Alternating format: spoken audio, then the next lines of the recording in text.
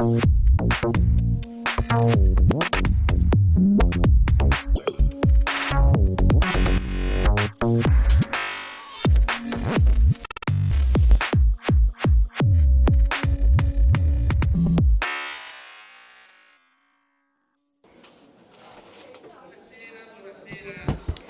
evening, ladies and gentlemen, and welcome to this last session of Be Open.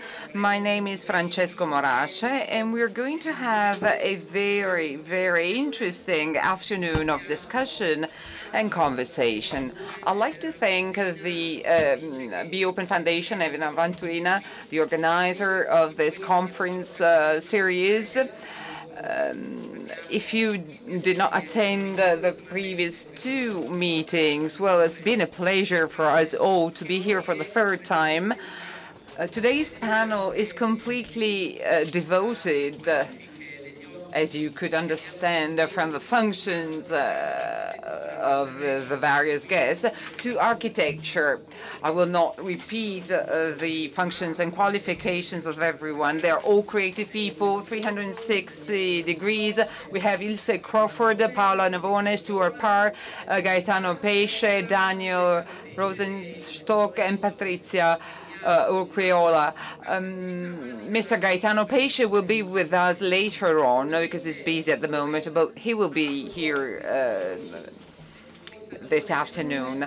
Be Open during this design week has been contributing together with Interni and Gilda Boiardi, who is the Deus Ex Machina, the organizer, the mind behind this initiative.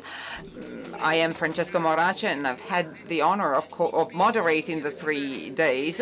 So we took on the commitment of exchanging ideas systematically. It's the first time that we exchange our minds, our opinions, so systematically in the field of design and architecture. But it's a totally new initiative taken with this long-term approach, thinking about the future paradigms, and to speculate about the possibilities for young people. Mrs. Baturina, who's observing us from London, together with Gerardi, who's the director of Be Open. So this topic, this idea is very dear to them, the idea of focusing on the future, which we need to start building right now. So this has been the fil rouge of the 3 days of meetings. As you will see, the 3 days were organized around the new paradigms. So this has been my role, to introduce the 3 days of conferences around these keywords. In the past 2 days, we dealt with sustainability. This is one of the current paradigms. Yesterday, we debated about happiness and this virtuous relationship between quality of life and creative abilities, which must be as much as possible linked to daily life and not just limited to special occasions or to the wealthiest people. Today we will talk about uniqueness. We will do so with our guests, and we will do so by starting from a vision that I would like to quickly summarize for you. We talked about it already in the past couple of days. So the idea was to give some space and some thought to these paradigms. We debated the first 3 paradigms in the first 2 days. The issue of sharing is a big one. We defined it as trust and sharing, because sharing with social networks, with our experience, is not enough. We have to do it more and more by starting from a hardcore of trust and honesty. It's a sort of trust-based quality that was not so obvious in the past, but it's crucial now. We left behind the world where image was focal, was crucial, whereas substance was not so important, whereas today we are sort of shifting paradigm. So we are moving towards being quick and deep. So that's the second paradigm. Today we cannot give up timeliness and speed, but that should not be to the detriment of quality. This element will characterize the next few years too, but for years it has been proposed as one of the elements for the future. You have to be quicker, you have to cut costs and time as well. Well, it's not always so. Being timely, and we talked about it yesterday when we dealt with the issue of happiness, in some cases this means to prepare yourself given the right time to things. So get ready in knowledge terms, in terms of expertise and experience, but then you need to be timely when it comes to acting. So timeliness is somehow linked to the ability to be at the right time, in the right place, with the right things to offer. I think that this is one of the big rules of the new trade and new creativeness. Third paradigm that we discussed the first day is sustainability. Undoubtedly, today, we are part of this revolution. It's not only a revolution made of militant, environmental friendly people, but the value of sustainability will be taken for granted in a couple of years. It's like the hygienic revolution at the end of the 19th century. Today, nobody would offer a product by saying it's hygienic. It's a consolidated value which is taken for granted. I mean, you cannot even think of a product unless it is hygienic. So sustainability will go through the same process. Sustainability is not a trend, it's a reality. Today, together with our panel, we will debate on the topic of uniqueness and universalism. This is a fascinating theme because it actually introduces a second wave of globalization. We all know about the first globalization. We can actually translate it into a word, McDonaldization of the world, or universalism. At the beginning of the 90s, someone launched the hypothesis that the world would become one and only the same, standardized around the great economic and financial power coming from the US, coming from overseas. Today, we can say for sure that that forecast did not come true. It hasn't come true because so many other realities have turned our reality into a multipolar scenario. There are other countries and cultures which are growing without following the American, the Western, or the European models. Here in the room, we have not only Russia, one of the countries in the BRICS area. They actually designed this event with the staff of Be Open. This is already proof that there are new players in the world of global creativity or global training. But here we have a lot of Brazilians, we have Indians, we have Chinese attendees. So we have to think about the new form of globalization. So here we are going to talk about this paradigm, which is the idea of overturning the classical slogan, think globally, act locally. That's the slogan of the first wave of globalization. Global thinking, as we found out, doesn't exist. All thoughts, all events are local. They are so physiologically. The metabolism is local. The real big issue is how do we work, how do we act, how do we offer ourselves globally through a local thinking. So that's the origin of this fake antinomic approach of unique and universal. Today, the market of creativity, and not only that, is saying to us that the more unique you are, the more you're capable of translating your cultural roots, the more you're accepted worldwide. Of course, provided that you guarantee high quality, if you guarantee the ability to transform the local, which is not parochialism Italian style, is not localism. There is nothing defensive in this paradigm. For years, we thought that in order for us to defend our identity, we had to lock ourselves up. We had to defend our territory as such. It's not so. The territory generates intelligence, thought, thoughts and projects, but then you have to get out into the world.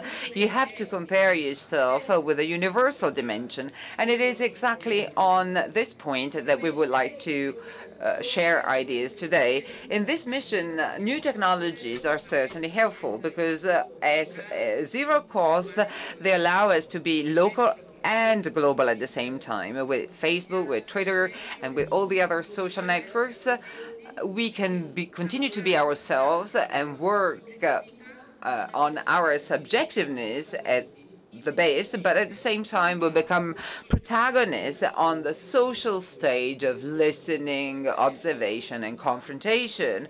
And this is an extraordinary opportunity for us. But this is not enough. So the real ground on which our guests will give their contribution today is the scenario made of creative codes and projects.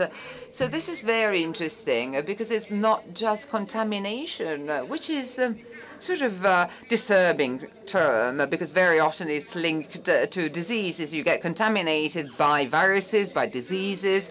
I'd rather use another word, pollination. Creative pollination is what the wind does, moving pollen from one flower to another, and it allows to cross-pollinate flowers, generating new forms. Today, architects and designers are like birds. They can move around and take pollen elsewhere. And you will hear from our guests today, Orchiola, for instance, follow this trend in parts of her design. She worked with different masters, Paola Navona and Daniel Rosencross. They collaborated on the Merci project and they mixed the French and the Italian culture to create something totally new and different. So this is basically the ability to cross-fertilize. If you study the history of the Mediterranean basin, it has always been like this. There is nothing new in this unique universal pattern.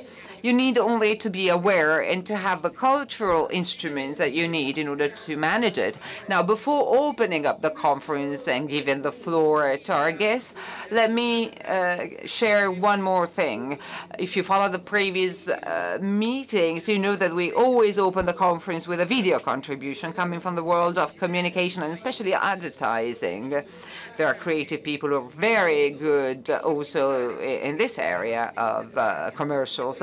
I mentioned the Mediterranean area, so I would like to show you this wonderful, ingenious campaign that transforms the people of a small village in Sicily with just a few thousands of people into fashion trends carriers worldwide.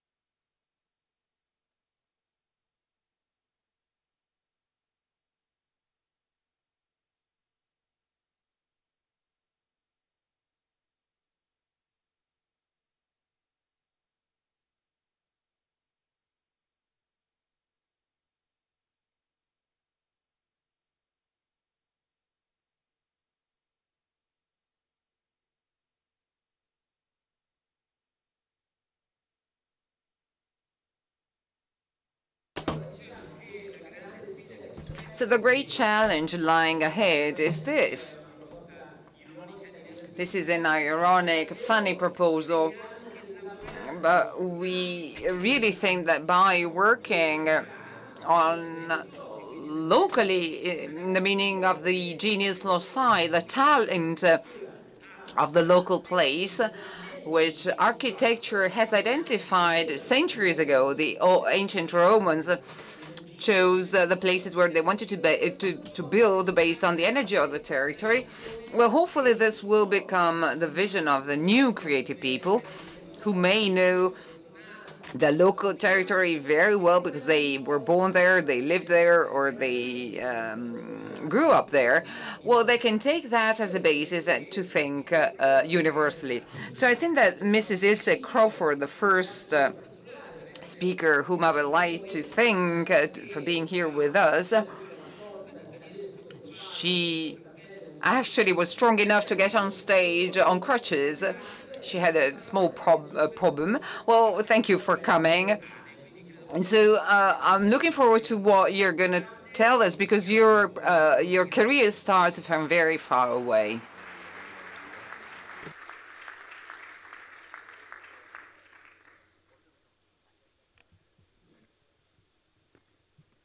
Hello. Thank you for inviting me here to speak.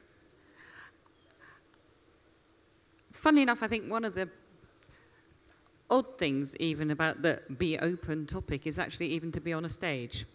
Even the architecture of an idea, I think, shifts the dynamics.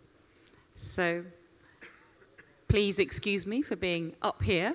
I'd rather be down there discussing it with you in the round, but it is what it is. So, to start off, in the end, it's all about life. That was Le Corbusier, a man who actually spent a great deal of his life talking about the machine for living, and this was something he said at the end of his life. There were some other pretty good quotes, actually, he came out with around that time. One, I think, was something along the lines of, ultimately, life is always right and the architect is always wrong. Those ones, mysteriously, actually, are not the ones he's remembered for, but I think it's interesting. Today, it is possible to be unique and universal. To be local and international. I mean, it's pretty obvious to say, but with the communications revolution, Marshall McLuhan wasn't wrong with his idea of the global village, which he talked about in the early 60s. Today, you can communicate the local immediately. You can be in the same space. It makes such a difference. And the paradox today is that the thing that comes from a place can go places, whereas the international is strangely local. Now, the international style of Brazil is actually quite hard to transfer to another country. I mean, obviously, as you've just seen, you know, Italy is a very good example of that. It's an extremely powerful brand.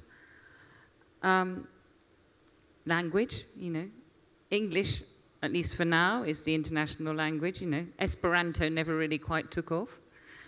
Food, again, it's the local that travels.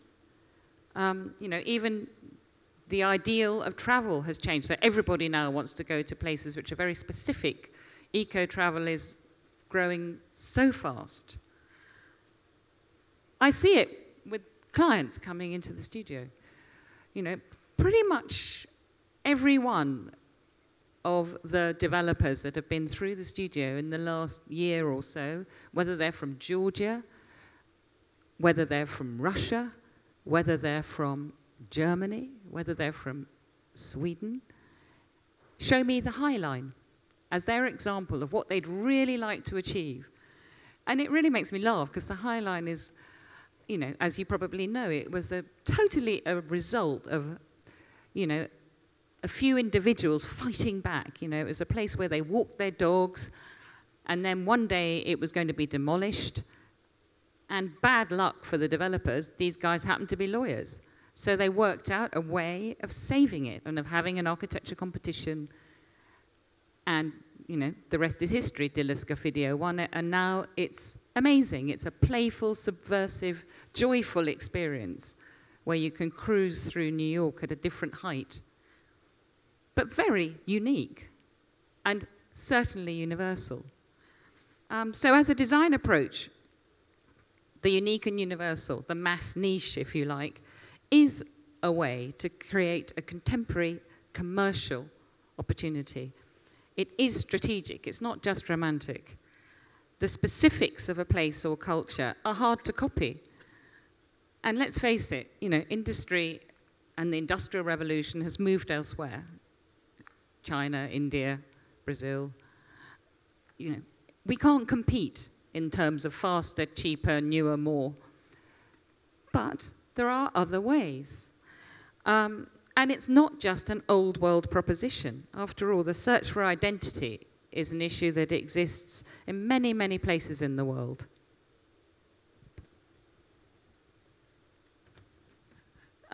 This next project I'm about to show you, let's see if it's going to click. This is a strategic project that we worked on, Fogo Island, Newfoundland, a place that definitely needs identity. It's a project that we worked on with this extraordinary social entrepreneur, Zita Cobb, who was from the island, and the architect Todd Saunders, who's from Newfoundland. We worked with them to try and create an interior strategy, and they needed that more than they needed design as such,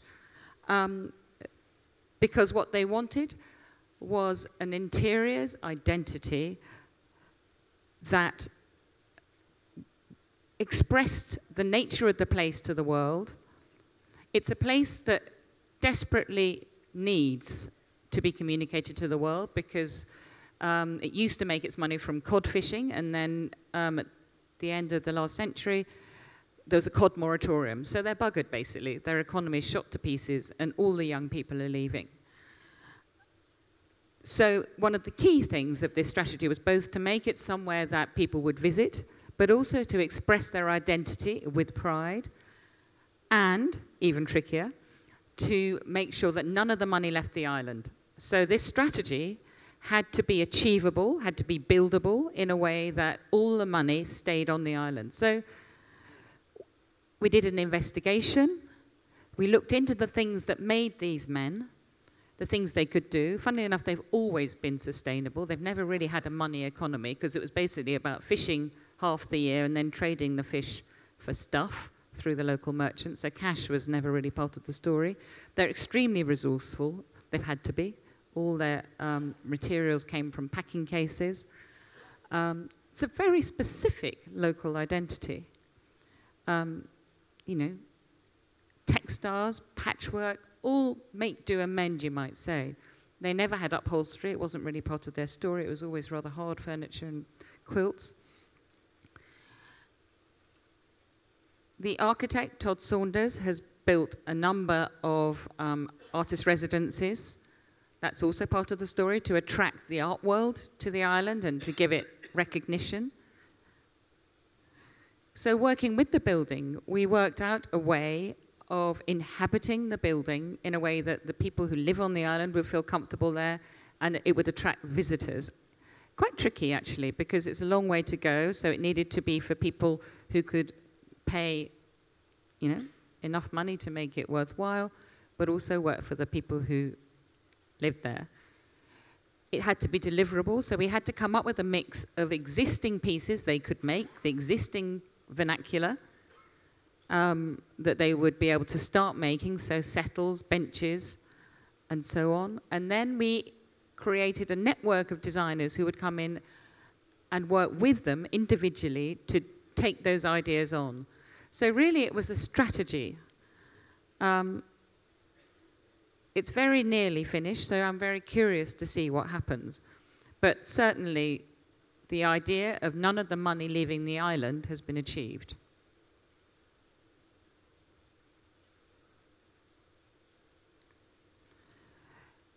This, another project, again ended up as a strategy. Didn't start off as that, actually it started as a place, but the place became the brand identity. Soho House, it was a project that we did now nearly 10 years ago. So, it's not so much about the way it looks anymore, but it ended up embodying a culture. So the unique and universal, in this case, a load of guys who were in media, advertising and film.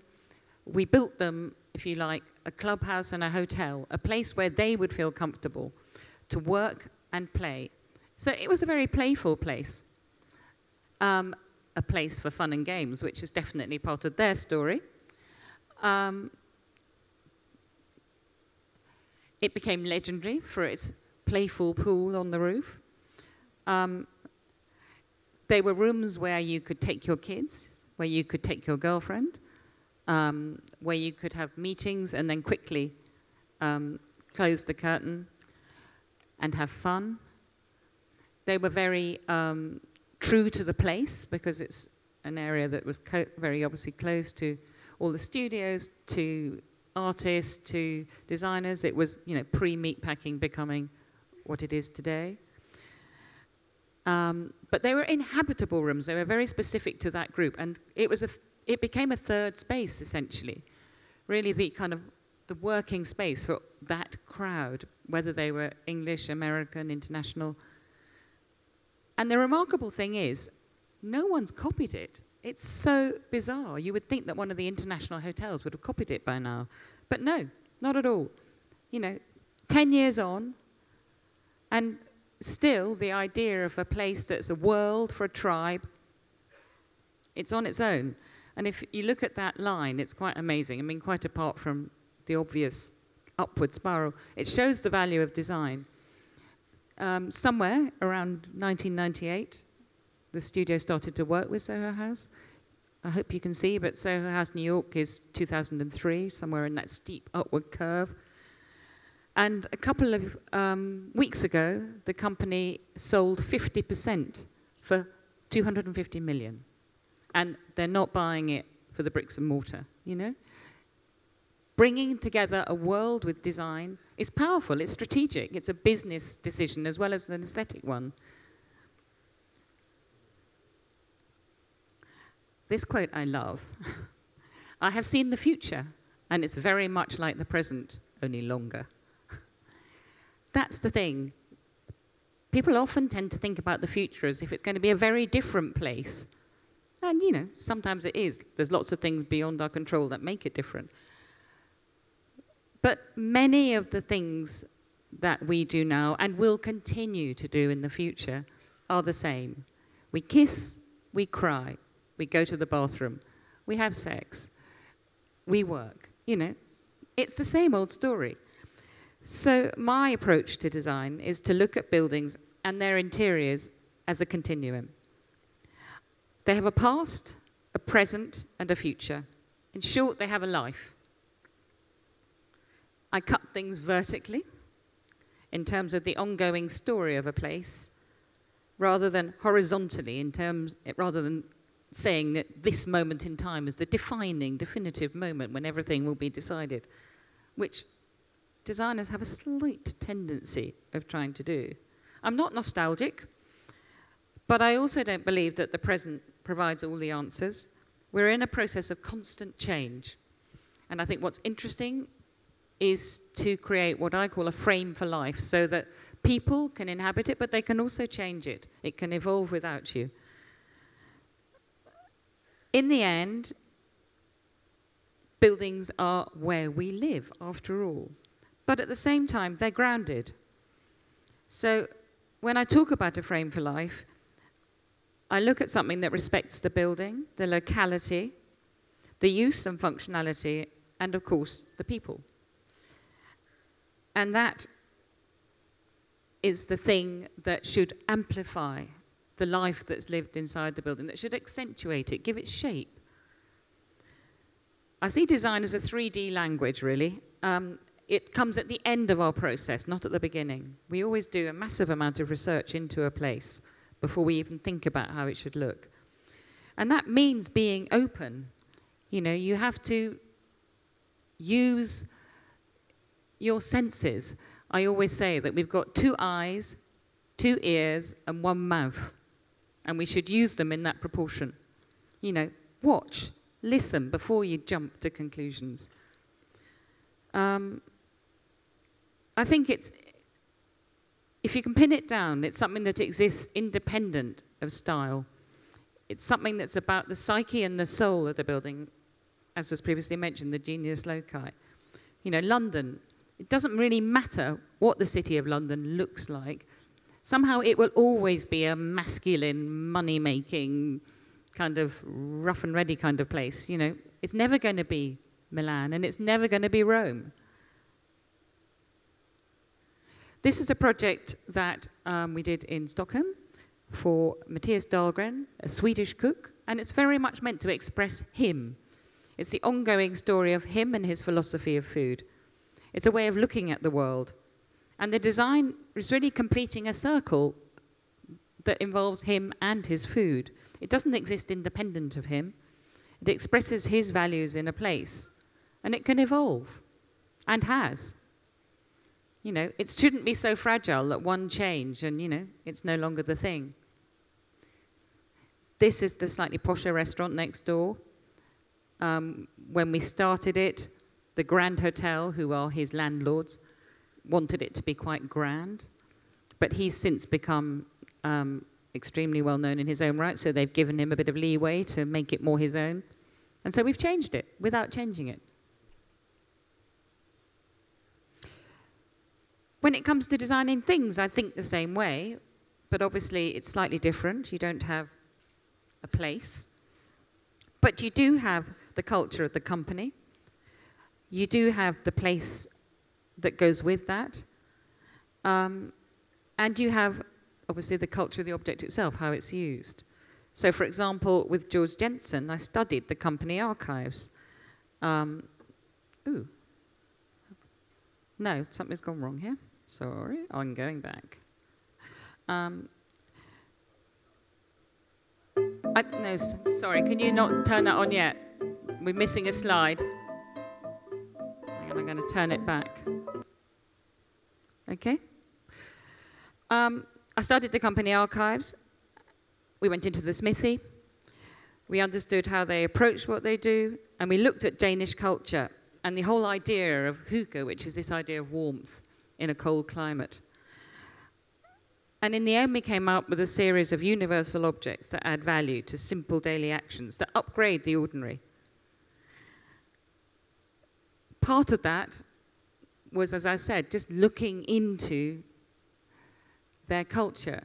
I mean, Hammershøi in particular, I don't know if you're familiar with his paintings, but they're amazing studies, quiet studies of domestic life. And so we've done a film, which you've nearly seen, which picks up from that.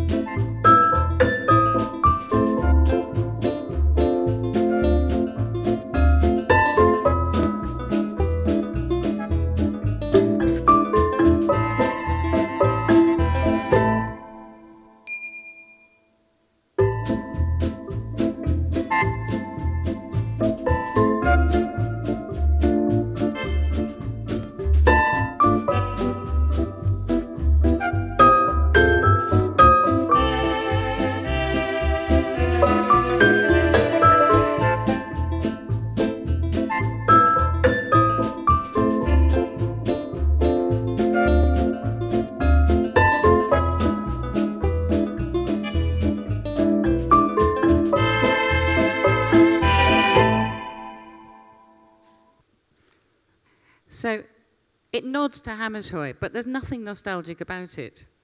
And I think it gives a really strong identity to those things. Thank you very much.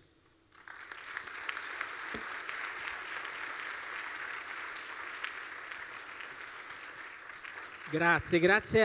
Thank you very much indeed, Ilse Crawford. You have started raising some topics to be discussed later.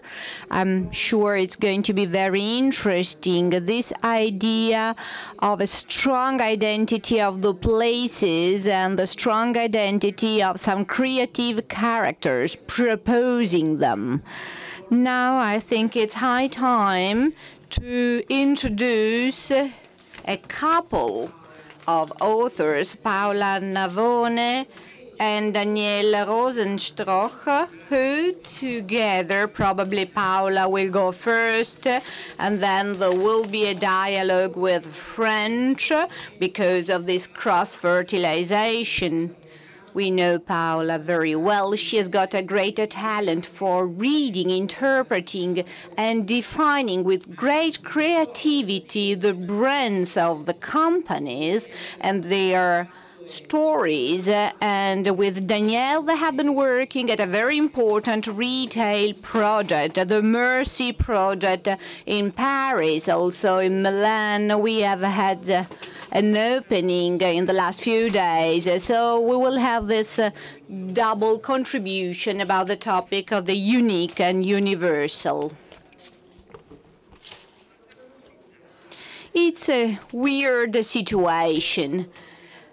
I'm a very close friend of Danielle Rosenstoch. We have been working in different fields for many years. I'm a designer. I live in Milan. I design interiors, objects, installations, and exhibitions. Danielle lives in Paris, but we are very much in tune. In Milan, during this week, we are talking about design and design-related topics. And we want to tell you a short story about a project that we have done together during this week. Last week, we have realized that he doesn't understand Italian. That's why we will tell you this short story, interacting in French.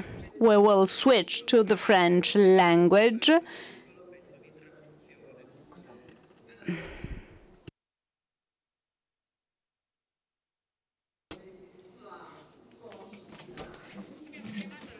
We have called our story Sponge Design because this is our way of working.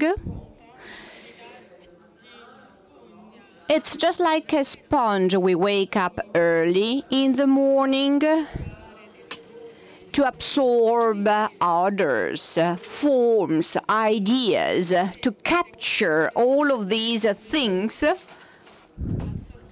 that we absorb, just like a sponge. They end up in a basket. This is our life every day, round the clock, 12 months a year.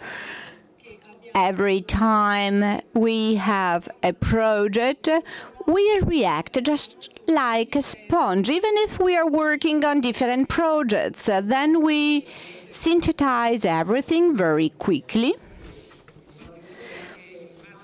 And this is partly what Ilse was telling us earlier. We wake up in the morning and absorb feelings, emotions, images, and others, and we sort of digest them. This is what they have done. They have started a virtuous dialogue with reflections and then a synthesis. I won't translate. I will just add some comments to make it funnier. The sponge is a symbolic object. We are very much attracted by everyday objects, and the sponge is actually a natural element that we use every day for our personal hygiene and also in the kitchen. There we see how eclectical a sponge can be.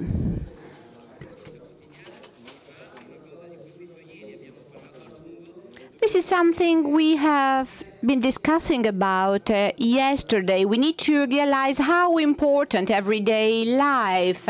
It's a set of exceptions rather than the set of rules. So their capability of absorbing and then reprocessing has become the central axis of the project.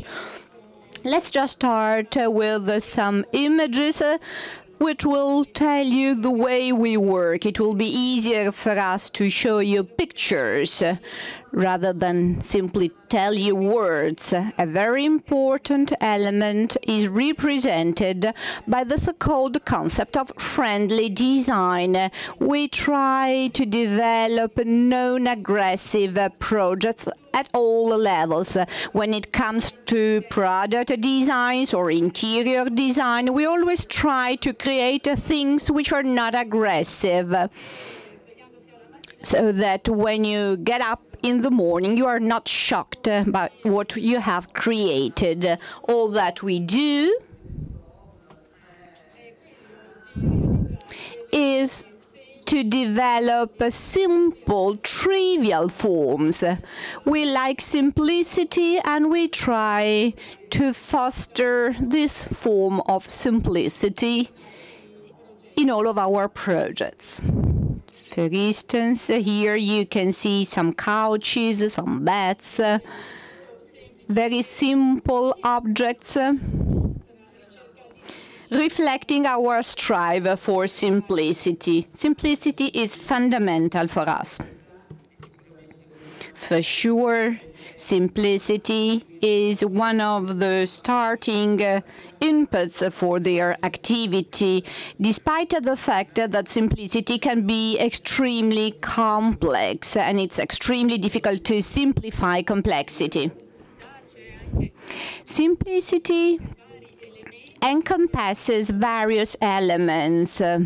It's a word which is apparently basic or poor, but as a matter of fact, it includes many elements. It's very rich as a term when it comes to its multifaceted meanings. We should also consider the gratification that simplicity can produce. It's true, it contains an extraordinary quality, respect and care for things, for life. Starting from that, it's really possible to design something unique and yet universal. Simplicity has got the great advantage of being understood in all cultures. It enriches our life every day through everyday objects. It's a sort of exercise so as to develop highly sophisticated projects, keeping a level of great simplicity. It's not minimalism. It's an hybridized minimalism with a touch of kindness. One of the great questions we raise is simplicity a new form of luxury? Maybe. It could be a new luxury, the idea of not exaggerating. It's an expression of style. The process of creation has to do with the idea of getting into the merit, reaching the heart of things. It's not just a commodity, it's not a mere function. Many forms of new luxury are closely related with this highly sophisticated talent. They are reproposing an apparently contradictory interpretation of simplicity and sophistication. Being simple sometimes means to work on quality at a highly sophisticated level. Another element which reflects our attitude, something which is within our DNA, is curiosity. We are very curious with play, with words like anthropology. sometimes we pretend we are anthropologists. We are not actually studying human behavior. We're rather searching for things we like, allowing us to dream, awakening our curiosity. It's a form of anthropology, an exercise of anthropological research around objects. And all of that is then synthesized and reprocessed, and after that we reach the results, i.e. our works. There could be hybrid objects with Japanese features, Sicilian features, as you can see here. It's really a mixture of various elements. This, for instance, is an Indian object which has turned into a piece of silverware. Could look like luxury, but then we have created a base to make it less eye-catching, to mitigate its style, and the base is opposed to this idea of luxury, the preciousness of silver. Here you see more objects which have been developed according to the same principle. This is a work on Japanese porcelain. It's very important. Curiosity is typical of anthropologists, and curiosity is also the sensitivity of designers, of architects, who are capable of capturing in the various cultures, searching for the icons from various countries, the spark which allows us to create something universal. There are many students attending the meeting today, many designers, young talents who want to understand the professional tricks. This is very important. You need to be always very curious, not to stay in the ivory tower, and be capable of observing things. Yeah, so this is an extremely important idea, the idea of ethnology, of looking at other cultures. This is what really matters to us, the sources of inspiration that we can find in them, what we are searching for, the novelties that these cultures can offer us. And then the other aspect is simplicity. And then we are always attracted by everyday objects. Our research is being done in flea markets, local street markets, not in the conventional places where you have culture. Flea markets are also an expression of popular culture, a source of inspiration. Paola has developed a project for Habitat, and she has taken inspiration after this set of spoons from Asia and Africa. She has transposed these objects, and she has made them contemporary objects to be used in everyday life with today's material, with very modern materials.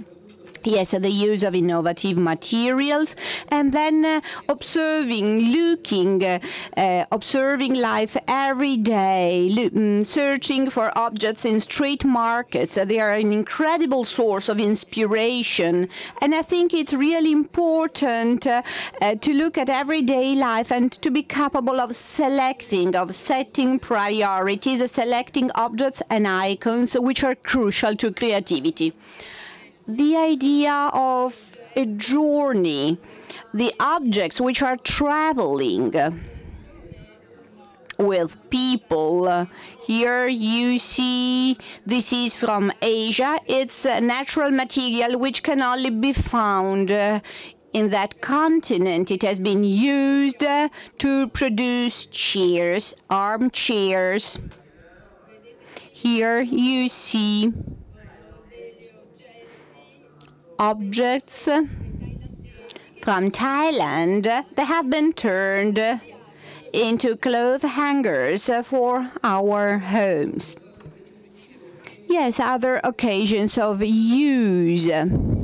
once an element belonging to a certain culture is being reinterpreted, then this is just the starting point and a new source of inspiration. This is what they have been doing in many projects, and they will tell us more in details.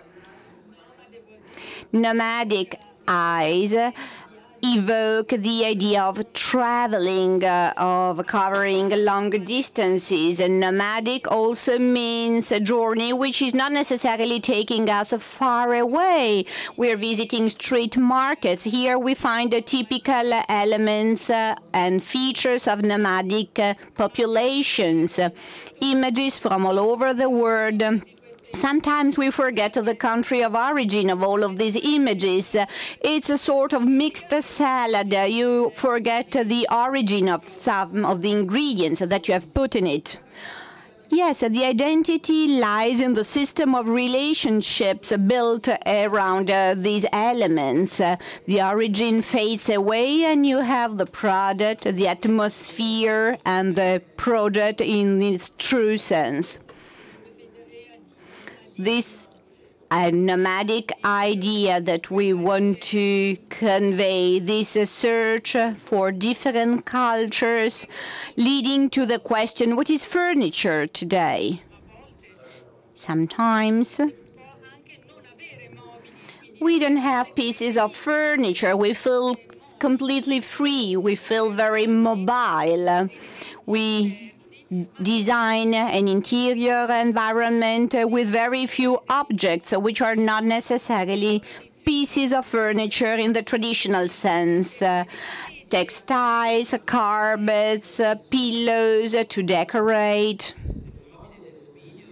Yes, that's quite true. Furniture, which is becoming something which flows, objects with a variable shape, pillows, textile, decoration objects, driving the taste of people living in these houses. And then the last element that we would like to describe is the idea of creating hybrids. This concept of a hybrid is very, very important to us. It's a word which is very appealing. We like creating hybrids at all levels, which means adding very different elements in one project or having elements interacting among themselves in just one space, which would not interact usually because they come from very different backgrounds. This is, for instance, an armchair.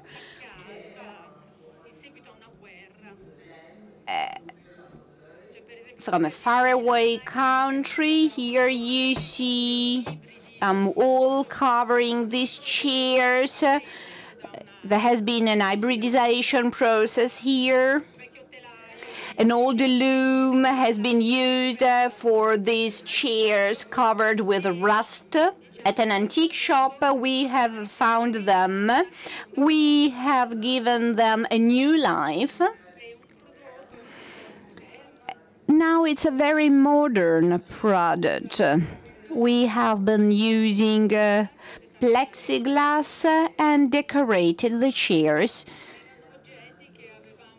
These were objects that we have decorated using materials from a street market. I don't remember the place. This is still another form of hybrid creation. Here you see a couch. It looks very elegant. Here you see there's very, very soft leather that has been used to upholster it. And here you see the embroidery, small fish on leather. And this is an object I love. It's a small table produced by Polyform, a well-known Italian company. We have started creating hybrid objects, and we have a whole set of them. Here you see the eyes. We have bought them at a market in Pakistan. This is a present from a boy, he had given us some rubber as a gift, and around this rubber we have developed a small table. Here we have this idea of disease with these spreading dots and blisters. Polyform didn't want to produce these objects on an industrial scale. This is a special project. Here you see the dish, which is embedded in the upper part of the table, and the same goes for the sugar container. And we have another two elements that are actually glued to the surface of the table. So it's a table which has turned into a vase, into a container. Here you see another two objects, hybrids created with a porcelain produced by Richard Ginori. We have invited painters to cover them with paintings, young designers in our atelier who have decorated them. We have bought 1,000 kilos of second-hand porcelain. We have created 6,000 items, and they are all different from one another. We have exhibited these objects in our showroom, in the Mercy showroom, and we have sold all of them. Selling is also important, of course. This is another hybrid creation, chairs of different colors, and then we have assembled them, and the chairs have now taken on the same color as the flowers that you see on the wall. Let me summarize it with the three sentences. A 360-degree hybridization of materials with a dialogue at material level, different functions, a table with an embedded dish or pot which becomes something else, and also hybridization of various styles through the use of colors, taking inspiration after a word which is really difficult to classify. It's just like using the art, decorating 6,000 objects of porcelain. They have sold all of them. This is also a very successful commercial operation. This is the way of working, taking inspiration after various cultures, extrapolating things from their context. Maybe the market is not completely ready for that.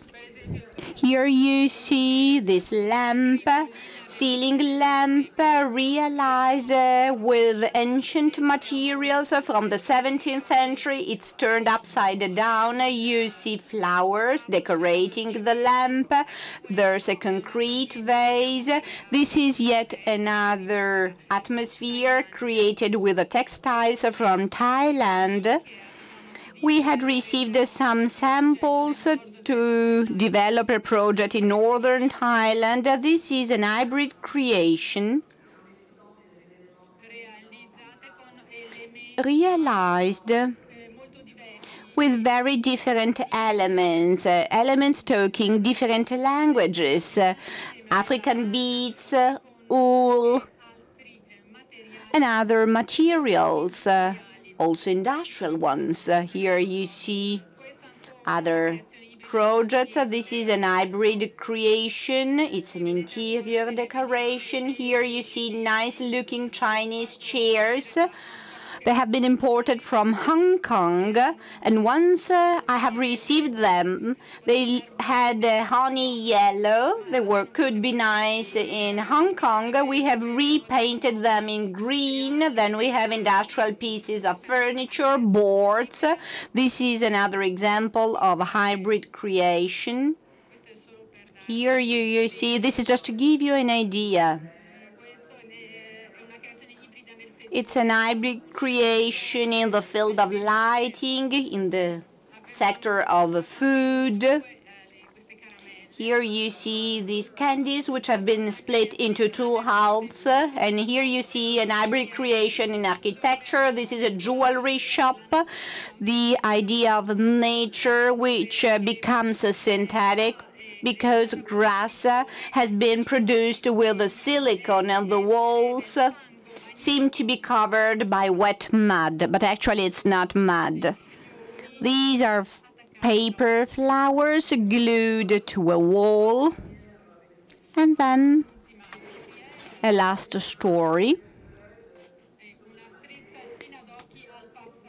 Looking back at the past with the nostalgia, the rediscovery of the past with some humor and irony.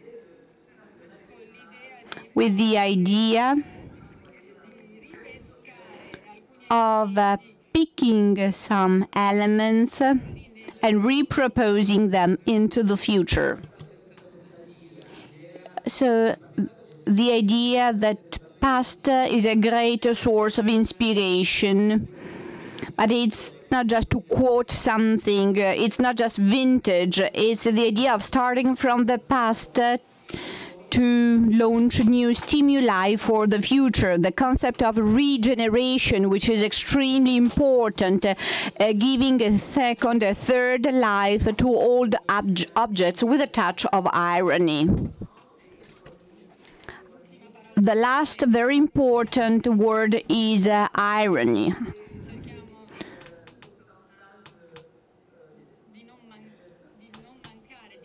We want to add a touch of irony whenever we work, whatever we develop.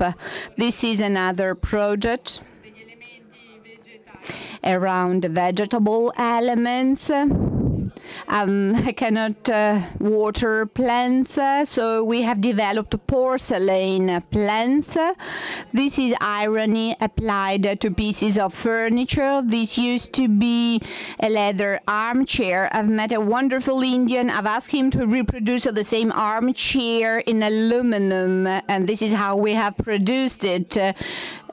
This is another way of applying irony to design objects, to jewelry items in this case.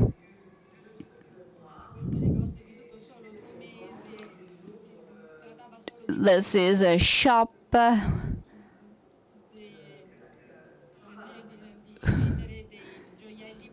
selling jewelry for Valentine's Day, a temporary shop. For February the 14th, yes, for Valentine's Day.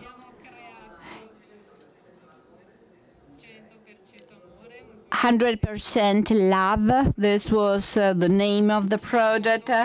And then Dodo, the bird, which is actually the logo defining the brand. Then there has been a panda year.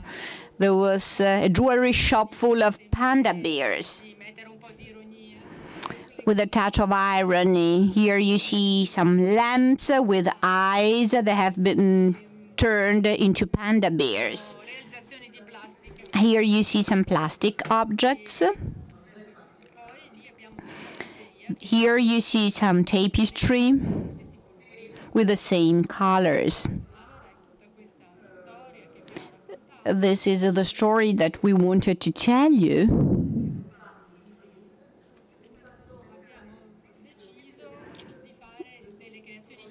We have decided to create something hybrid, creating projects with people. We have started thinking about this approach. We wanted to implement this concept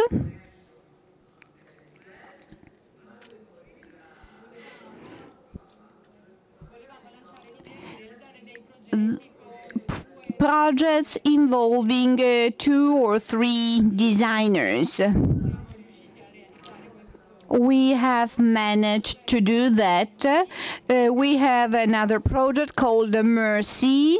We wanted to showcase it here to convey another way of doing design of furnishing shops. Yes, it's a cross-fertilization, doing things with other people. Mercy is Danielle's project together with Paola. They wanted to transfer this project during the International Design Week in the Fuorisalone, showcasing what they mean by doing design today and how strong, how compelling it can be according to the principles outlined in their contribution. It's an embodiment of their spirit, of their philosophy. Yes, that's the idea of hybrid creation. Doing things, mixing them and redoing them with other elements, with other people.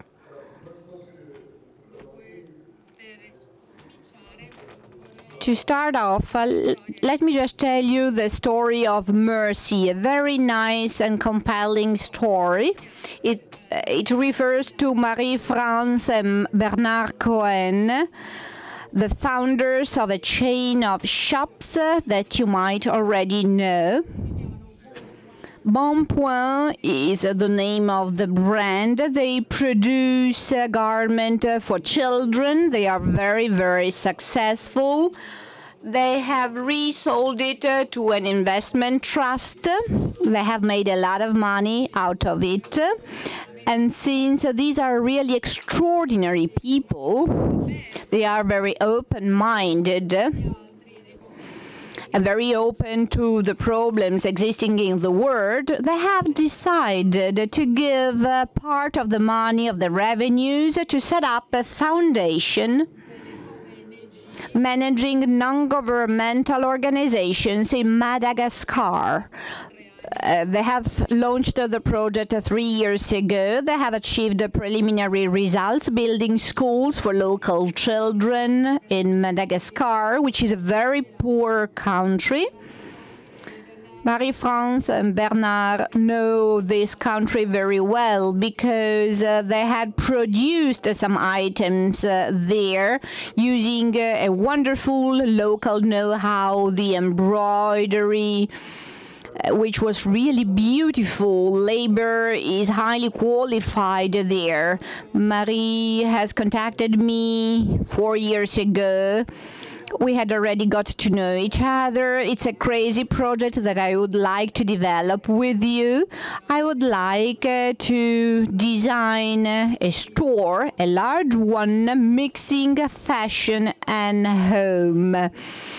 A domain which was less familiar to this person. The idea was that of setting up a non-profit business in a mixed space combining various elements, such as flowers, a restaurant, a cafe, and then also a space for jewelry items, men and women fashion, and also very large space for home decoration.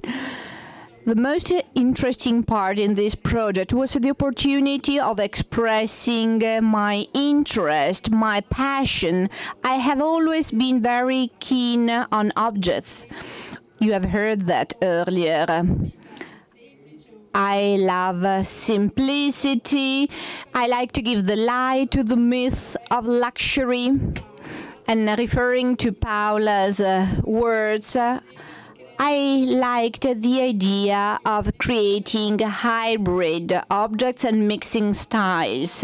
Nowadays, we do no longer feel like having a total look environments. We want to mix things and associate industrial pieces of furniture and artisanal ones or ethnic ones or vintage pieces. Now I will accompany you through a tour, the tour of Mercy. We are located in quite a popular district in Paris, close to Marais. Here we have the Cinema Cafe, inspired after the restaurants of the 50s with vintage furniture. You can eat salads, cold cuts of the best quality. It's really a place where you have good and fast cuisine. And then there's a second place, the Newsbook Cafe. It's a coffee shop. There are special occasions for books. It's a very nice place where people like to have breakfast in the morning. Quite often, I see people like me, designers like me, who set up the first appointment in the morning in this cafe. Here you see the long corridors with lots of books on the shelves. They are about Art Deco, fashion, architecture. This is a courtyard at the end of the corridor, which is quite typical of the Mare district. At the beginning, here, there was an old factory producing paper. It was a paper mill which was very popular at the beginning of the 20th century, and it was a real source of inspiration for us.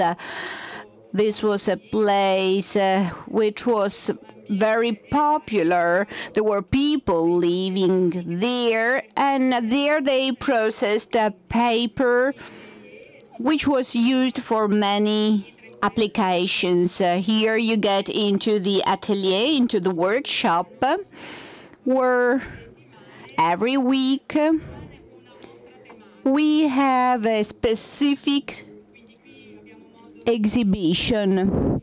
Here we can share ideas about evolution of trends, lifestyles,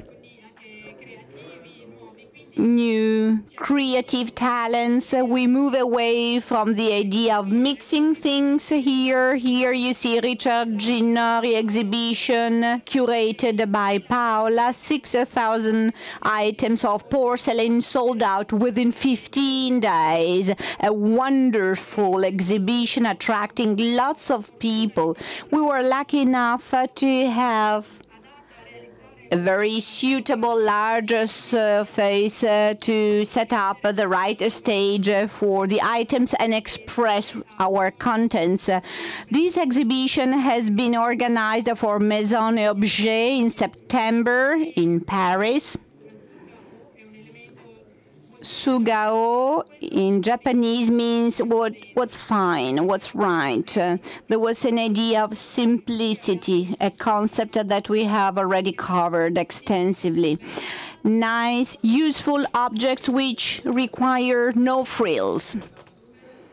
Let me just close. This is really the story of a couple who had a chain of shops selling fashion items for kids. They have sold it and reinvested the money to set up a foundation for children in Madagascar, helping another culture struggling with problems. They were specialized in fashion. They have called Danielle, a specialist in the field of interior decoration. They have started this hybrid project, which turns into a workshop where they sell objects and organize meetings and exhibitions following the life of the city. When they have a Maison Objet, the fair center, for instance, they host individual exhibitions or objects conveying this idea of mitigated luxury,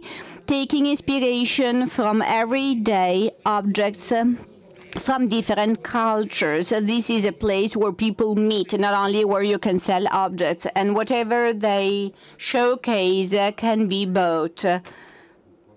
All of the objects are on sale. Okay, let me just go on very quickly. I would like to tell you something about our exhibitions. Usually these exhibitions stem from our analysis of the evolution of lifestyles and trends. Here we have been thinking about a life in the cities, means of transportation, the objects transporting us every day, this revival of bicycles, all car-related problems, a new generation rediscovering this means of transportation, which is so popular most of all in Northern Europe. In France, on the contrary, bicycles are less popular, but things are changing gradually, and this is also possible thanks to innovation, to very interesting projects which are being realized.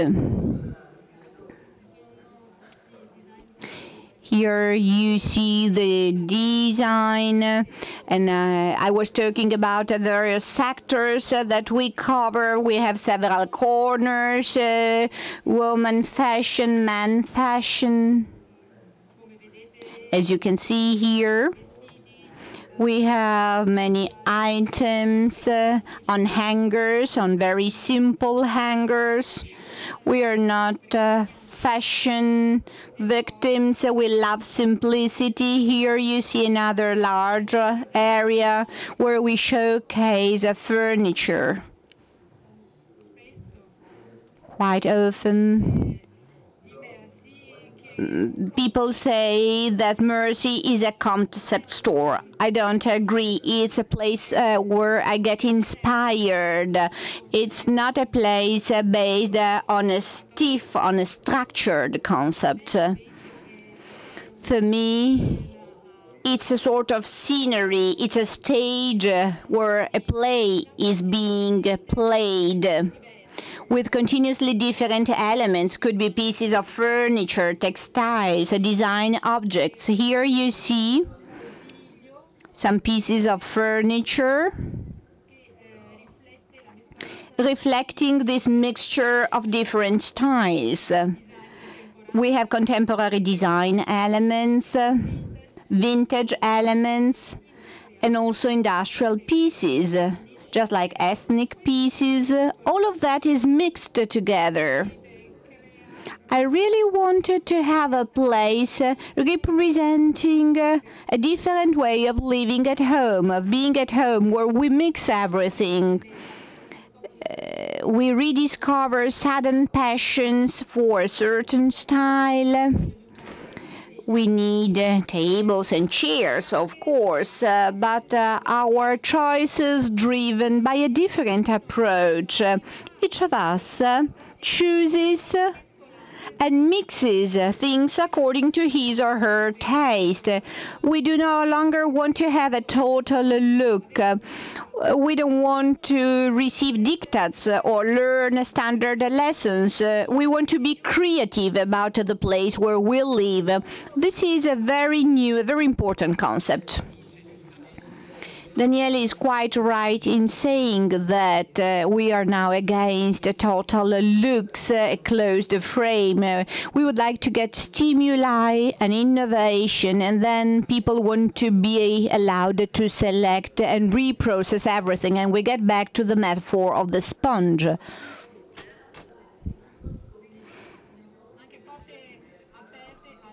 Yes, being open also to small productions of designers.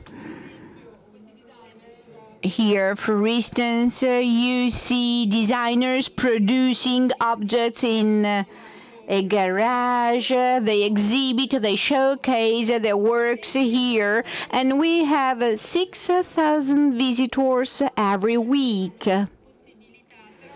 They have an extraordinary opportunity of showing their objects to people.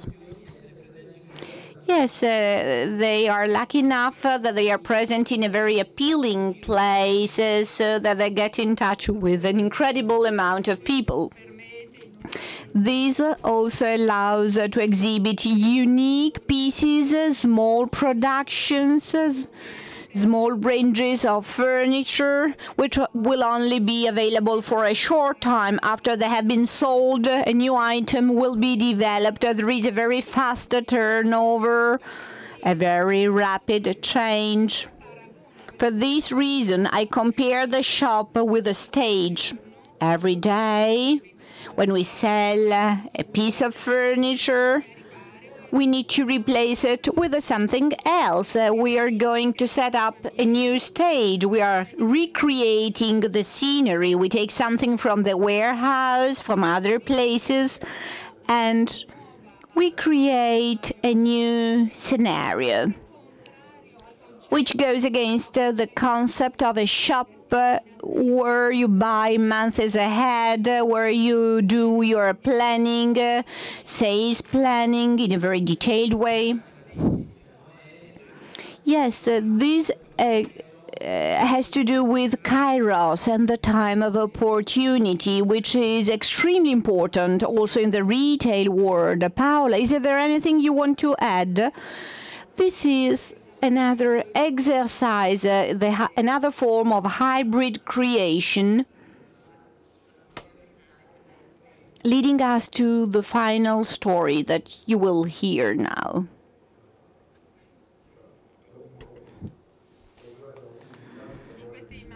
Here you see more pictures. This is a very nice space, allowing to create different sceneries, multifaceted ones. Here you see a nice example, a mixture of styles.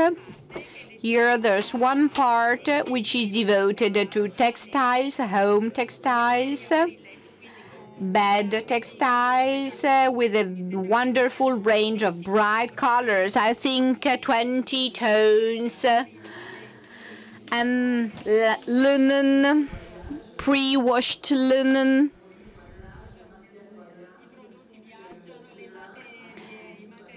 Materials are being shipped from Lithuania. In this case, it's a company located in Lithuania which is actually delivering this textile. They have started producing this fabric. It's linen of the finest quality. They have several shops. What you have just seen is the level where they sell furniture. Then there's a ground floor where they sell everyday objects and tools. As you can imagine, this is an area we like very much. Here you see there's a slightly different mood and atmosphere. It looks like the old shop with lots of traditional objects. Here you see more objects, the objects that you can also find in Paola's boutique in Milan. And then here you see this restaurant giving onto this space, open space. There's a small garden in the back where they grow vegetables.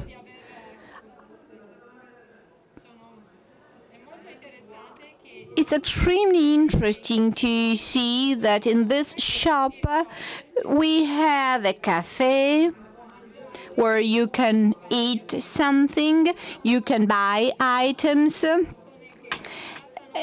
There are people spending a whole afternoon taking photos, just like the old cafes in Vienna. Artists would spend whole days working there. I've got a friend in Trieste who writes his book in cafes. Merci is now reaching Milan.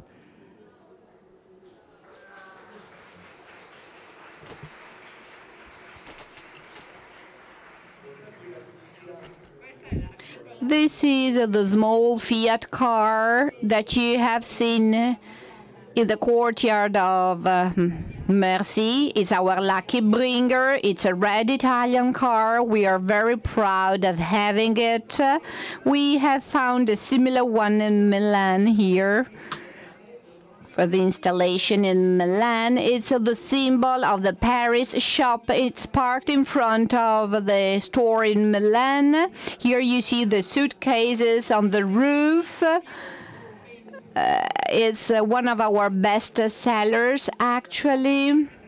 Here you see we have Japanese cardboard items, dishes, tableware, and then napkins, a limited series of objects that have been selling very well.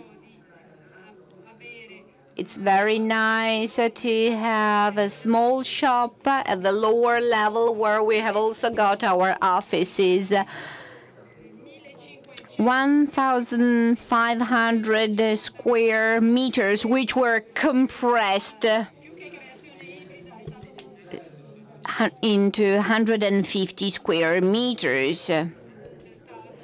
We have been cutting and summarizing. We had to select the iconic products that we wanted to showcase here, recreating the mood. It was a very interesting exercise. This is Paola's office.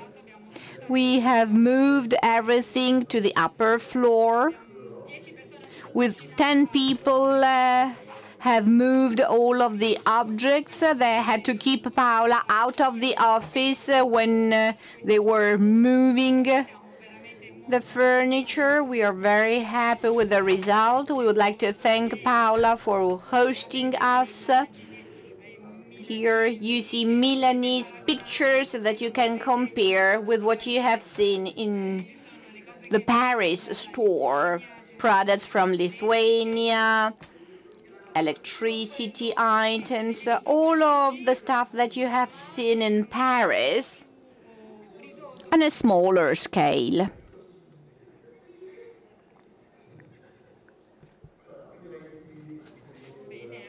Good.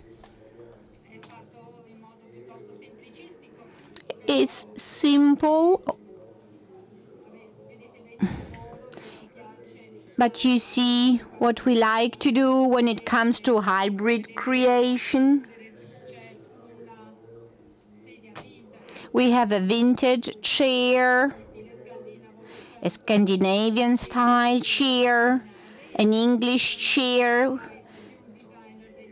a reproduction from a chair produced by Rice in the 50s, and then a chair by Tapio Guerra. Here you see a mixture of various styles.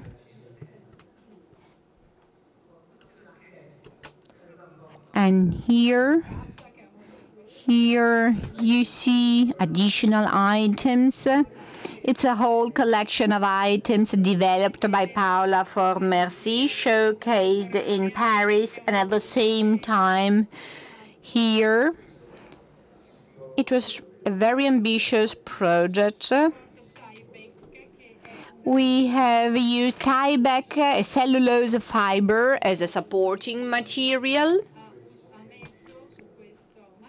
On this sub-material, she has applied the patterns she likes most. Would you like to explain the project? We have started off with symbolic elements, naive elements, and then more important pieces such as this adhesive tape in rolls imported from Japan. They are very successful. It's a very well-selling adhesive tape. We have sold something like 40,000 rolls of adhesive tape like that in 1 year. We have asked Paola to work around these objects. And here you see small bread baskets. The idea was to select simple, trivial products which turned into bestsellers.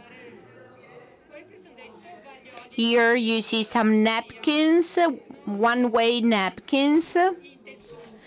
It's tissue paper, a mixture of cotton and linen, and a roll of paper, like tissue paper, like Scottex, that you just pull and tear. It's a one-way textile napkin. We have sold something like 30,000 rolls last year. We are not a chain, it's just one store. You need to consider that. 30,000 rolls, that's incredible. We have redesigned their stereotypes to achieve a record turnover in their corporate history.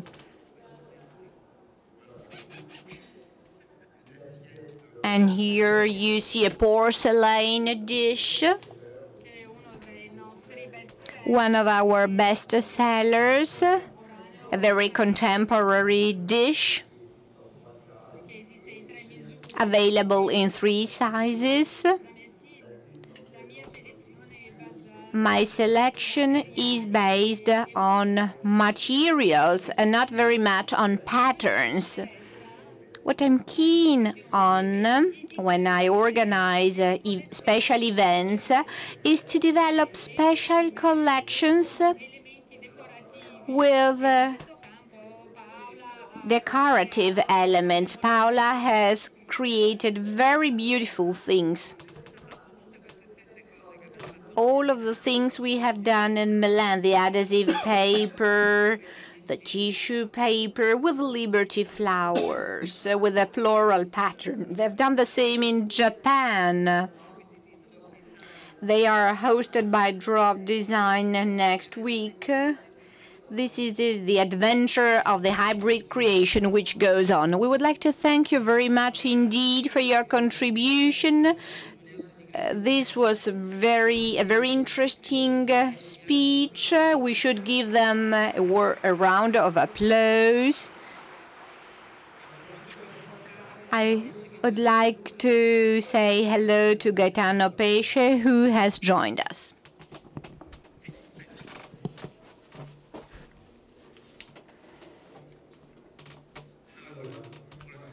Good evening. Let me start by saying that I'm an outsider here. I don't really understand whether I'm out of the subject matter or these things are not relevant. I feel lost in a way. So my presentation tonight will be very confusing because what I heard caused a lot of insecurity. Now, having said this, I don't know if you have the file of what I want to present. Okay. Now, going back to the topic of tonight, which is unique and universal, I can say it's not a question of style, but it's rather a consideration of what will be tomorrow's world, which is going to be a united or unified world, probably with a single government, with special systems to unify the world. And our function as creators will be to create diversity in this world of tomorrow. Not diversity of styles or shapes, but deep diversities. So what came to my mind is that a unified world is wonderful if it brings democracy across the world in all countries worldwide. That would be extremely positive. What is also positive is that it should be unified according to an idea of economy or currencies. Traveling the world using different currencies is a problem, but it's a problem when it comes to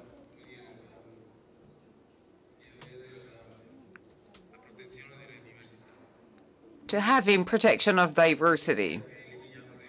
Because otherwise we'd risk eliminating languages, we would eliminate cultures, we may eliminate the geographical dimension of places, creating artificial climates. Now, having said this, I don't want to drag along too much. I would like to offer you this idea only. Some time ago, I thought, the best thing for young people would be to have a lot of stamps on their passports, because this indicates their ability to see the contradictions that we have in the world, to assess them and probably to understand them. This is the most important thing that we can do today, because the world is made of diversity, again. So I made considerations on this object, the passport, that allows us to travel. Any passport that I have seen so far is always fairly anonymous, with no special details. So I thought that every country in the world should highlight on the passport held by the citizens that they use traveling around, they should put all the typical features of their own motherland, because the passport represents the whole series of countries worldwide. It's a standard, but you should customize it, add some diversity to it. Every country has a specific feature. So the main features, this feature of the country should be put on the passport. Well, I was thinking about Italy. Since I've been living outside of Italy for a long time, I have the feeling that Italians criticize their country too much. They always see it under a negative light, whereas I think it's an extraordinary country.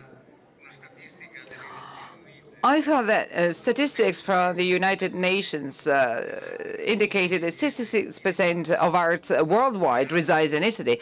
I thought it was worth highlighting this feature and put it on our passports. I mean, we criticize this country, which is indeed a wonderful country, but we should realize that we have an enormous value.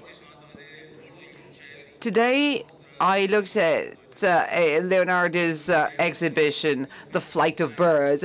You know, the level there was extraordinary, and it proves that design is not a question of shape or forms, but it's a question of languages that have changed the world from the Renaissance to today.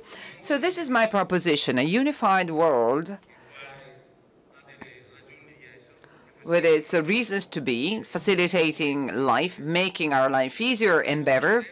But at the same time, we should support a diversity of places. The countries that we have today will be regions worldwide, in the world of the future. Italy is unique, as we have 66% of arts worldwide. Thank you very much. I will not bore you anymore. Have a good evening. Thank you.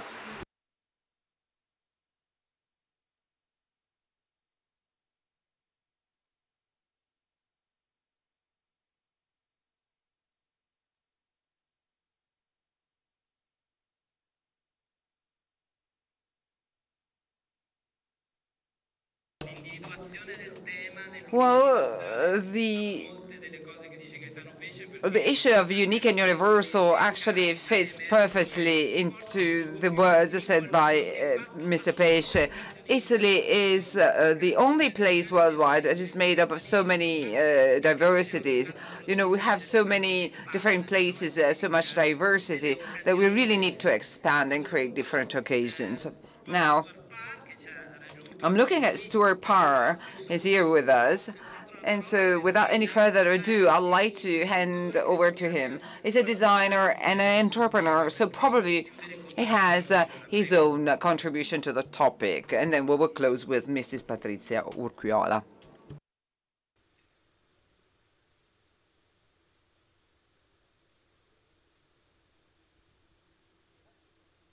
Se ne va, ma no.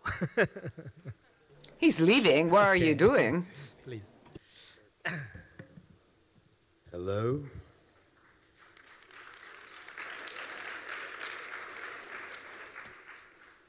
You don't know what you're clapping for.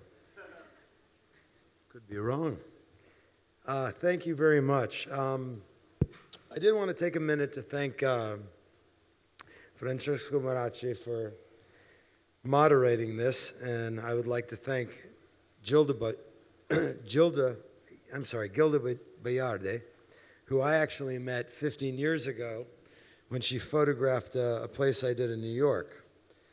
Danny Devine, Tanya Noodleman, and I'd also like to thank Gennady Terekov, and also the woman that put this together and brought all of us here, and I thank her for bringing me here, which is Elena Baturina, who is the one that is the founder and the starter of Be Open. So thank you for having me. Okay. Thank you. Okay, so is this working?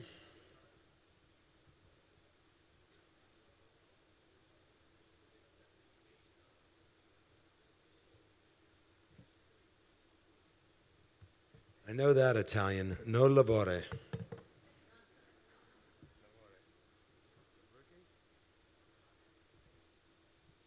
We're having some technical difficulties. Okay.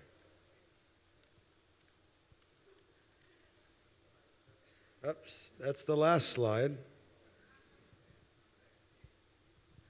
Tornate indietro ragazzi, quella è l'ultima. Okay. Sì, grazie. Give it all away.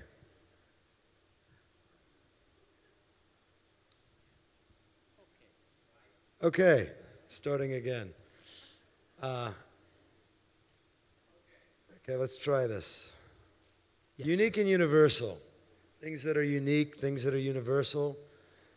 I guess it depends on which way you're looking at it.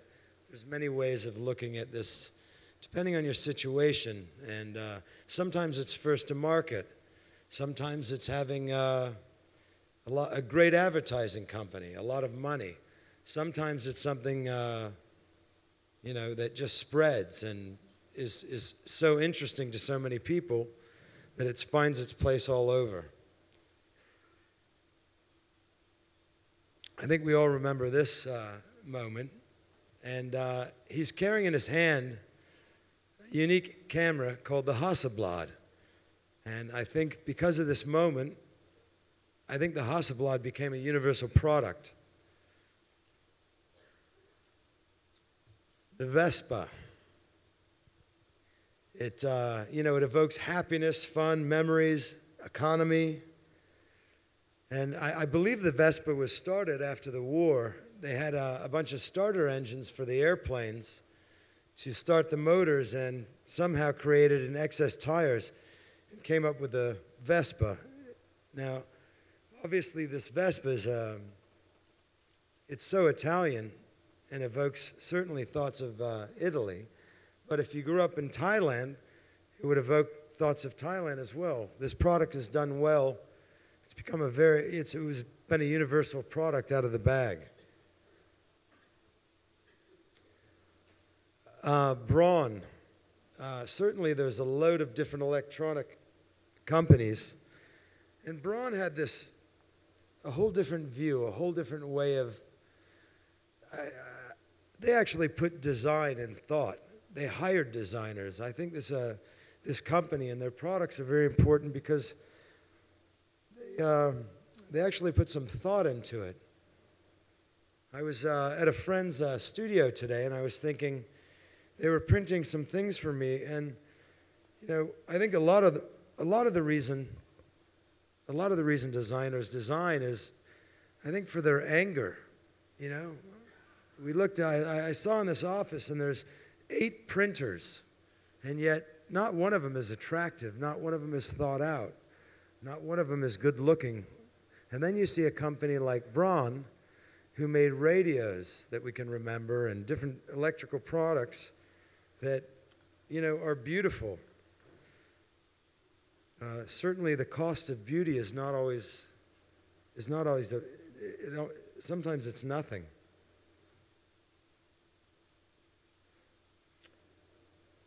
Obviously there's beach chairs all over the world, whatever country you come from, whether it's a rock, whether it's a folded blanket, everyone has a beach chair, yet this design is manufactured and made all over the world. It is a unique design. It's very easy. It folds, it fits in the car, can be made of wood, and has been locally made all over the world.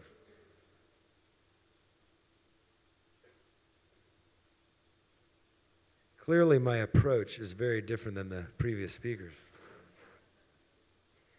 This lamp, I don't know who made it, but I've seen it hundreds and hundreds and hundreds of times. It's an incredible design, and it's engineered, and it's beautifully made, and you see it everywhere. Whether you like this lamp or not, you know this lamp. It's like getting in an elevator and you start whistling a song that's playing, even if you hate it.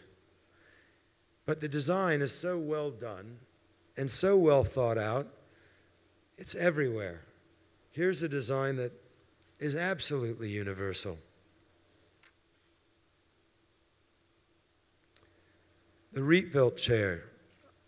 I'm pretty sure this is, this reminds me of Mondrian, Distill, a time and a period I very much like. But the interesting thing about this chair is that it folded down in a box. The design was thought of so that it could be sent to somebody and they could put it together themselves, which I believe hadn't been done before that.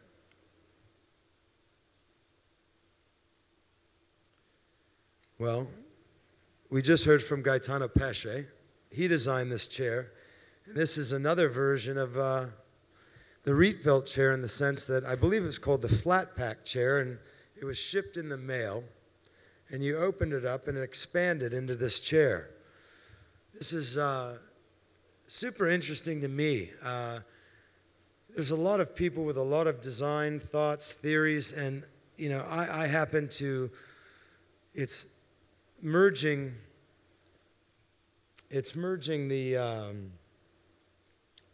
his design with technology. This is something I like.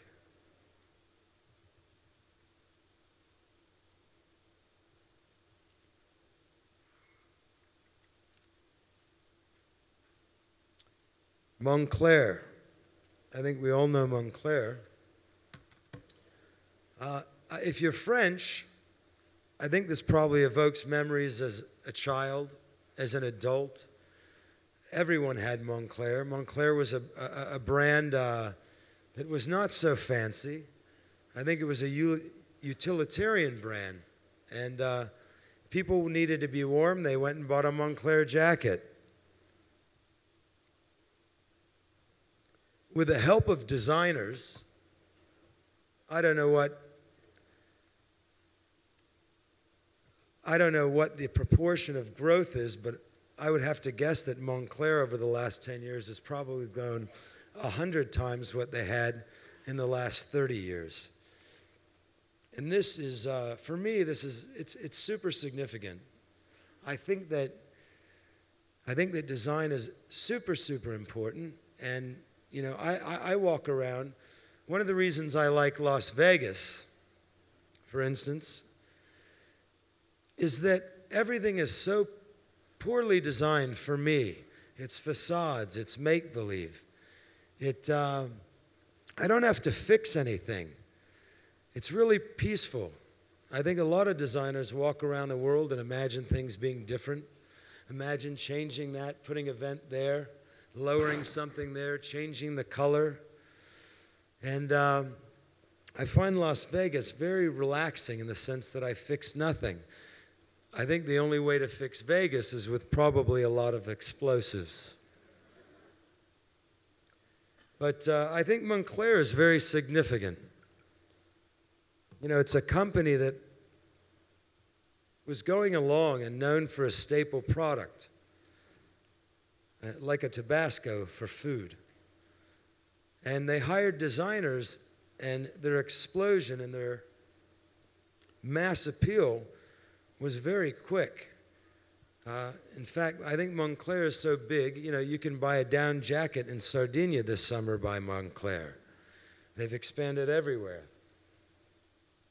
And I think they've done a good job. Tonnet. I think this is the first bentwood furniture a couple of brothers in Austria started, and you could also put those together at home. But I think this is something that's unique, that became incredibly universal. I think that you'll find these mostly in every corner of the world.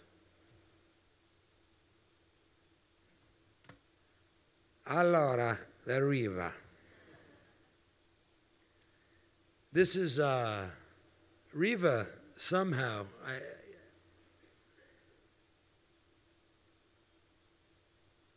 I mean, basically, you can make a boat. Anyone can make a boat. If you have some wood, some resin, and some fiberglass, you can pour it together. You can even do a sloppy job. Most of the boat companies, there must be 1,500 boat companies in America alone. A father and a son, an individual. Most of the components, the electrical parts, the engines, the steering wheel, the running gear, they're all purchased and added on to the boat. There's no Riva engine. There's no Ferretti engine. I don't think there's a single boat manufacturer I don't think there's an engine manufacturer that actually makes a boat. Perhaps maybe Honda, who ironically hasn't been very successful in the boating market. But Riva, every country in the world has made runabouts. And Riva, because of the design, has had such a universal appeal.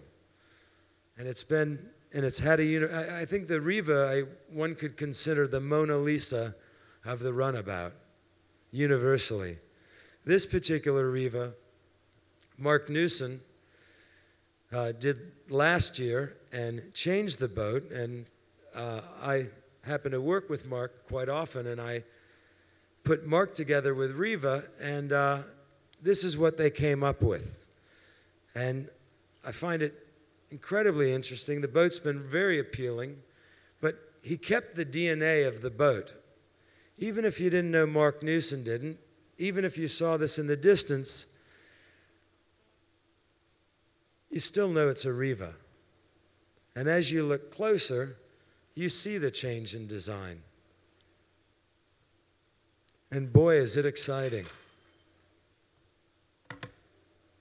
Okay, universal and unique.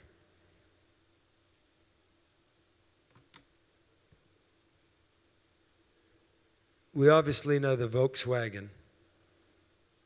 Here's a product that went out universally at the time. It was budgeting. It helped. It was great for families. It was conservative in gas and incredibly successful. Probably everybody in this room has been in one. And even though I love the Cinquecento, it's one of my favorite cars, this went everywhere.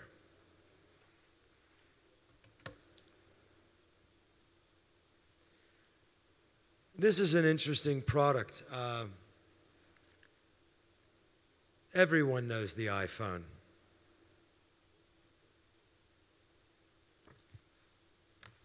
The iPhone's everywhere. It's everywhere. We've all seen lines around the corner. I mean, you could pull up to an Apple store at times and wonder if Mick Jagger was inside. The lines, people wait for a product, something that we've never seen in terms of design. This designed by Johnny Ive. There's there's dozens and dozens of cell phones, loads and loads of them ahead of this. But like my first kiss, I remember the first time I put my fingers on an iPhone, or for that bit, a piece of electronics, and slid my fingers and opened up a picture, moved something across the screen. The design of this is so powerful, as well with the interface, it became such a universal product.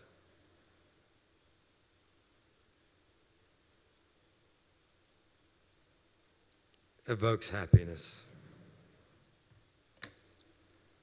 Everybody has a drying rack for their dishes.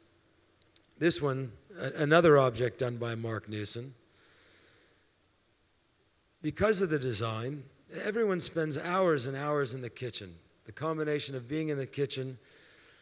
Here's an item that became universal as a result of good design.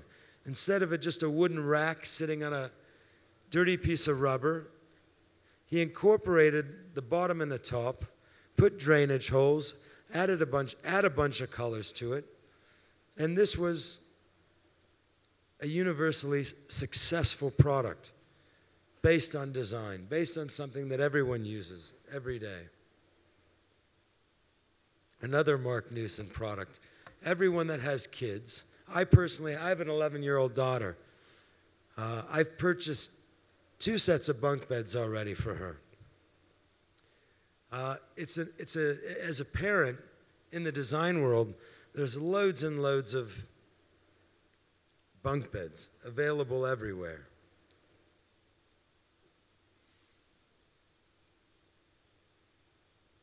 But when I see something designed like this, it's so well made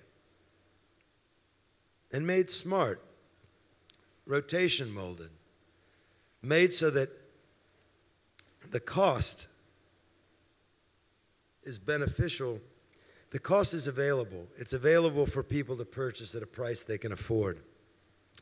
When I look at this, I think complete happiness. I love the colors. And as a parent, it probably takes less than 5 minutes to put together, which makes me happy. I've spent endless hours putting things together for my daughter.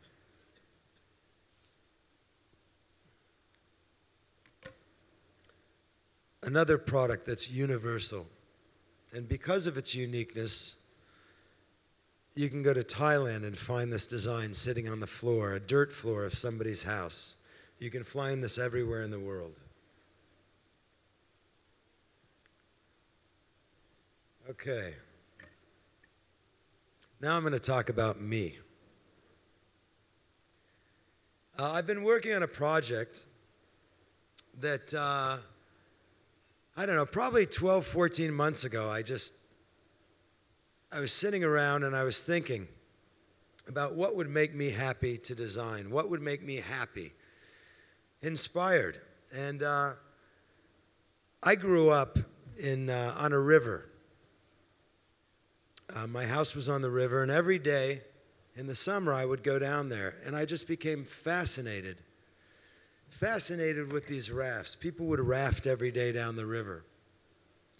So it started at about 7 years old. And being a Cancer, I've just been always interested in the water. I barefoot water ski. I surf. I swim. And I cliff dive. The water is everything for me. I love the water, and I have to be near the water. This is a house I designed 10 years ago for myself out at the beach. The whole other side is water.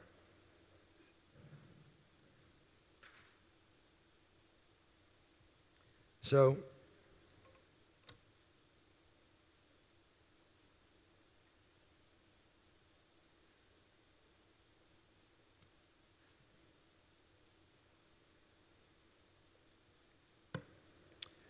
I've been lucky enough to be the guest on a number of big yachts, something I can't afford.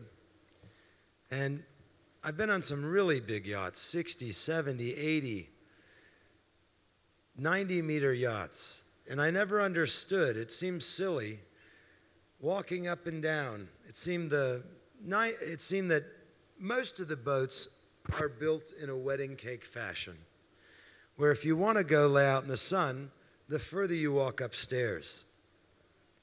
And I remember sitting on a boat one day, and I was in the south of Italy, and I was thinking that it seemed really ridiculous that this boat, which is so beautiful and so nice, and I don't know, probably cost 100 million euros, that these poor people sit out in the sun, and 15 minutes later they have to walk 4 flights down to jump into the water. And then they have to walk 4 flights up again to lay out in the sun. So I came up with the Sea Cabana. And this is a project that is just in production now and will be launching in a few weeks. The other problem I found is that having come to the Mediterranean and had the good fortune of traveling a lot of places in the world, the jellyfish, the meduses, are so bad that people don't want to swim. And you're constantly having to look in the water. I grew up in California and have been in New York for 26 years. In New York, the jellyfish, you just sort of brush off you and take a shower. The jellyfish here really hurt you, can leave a scar. And the last thing you'd want is have one of your children being bit by a jellyfish, stung by a jellyfish. So in the middle of this, I created a pool. You can change it. You can switch around. The components are interchangeable. So here you are, and you want peace. I'm developing one for places in the Middle East where women are not allowed to swim. So they'll have big tents where women can enjoy the sea like the men and not be seen.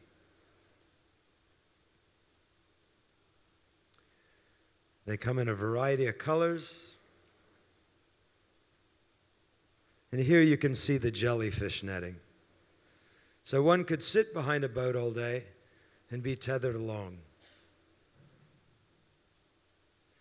And universally, it's green, it burns no oil, it has no electronics, it ships country to country. And here, it can be branded. So it can be put in front of a hotel. This is a Ritz-Carlton branding. This is a beautiful sight. I think we can all agree on that. They'll never have a beach. And they'll never have a place to swim out to lay down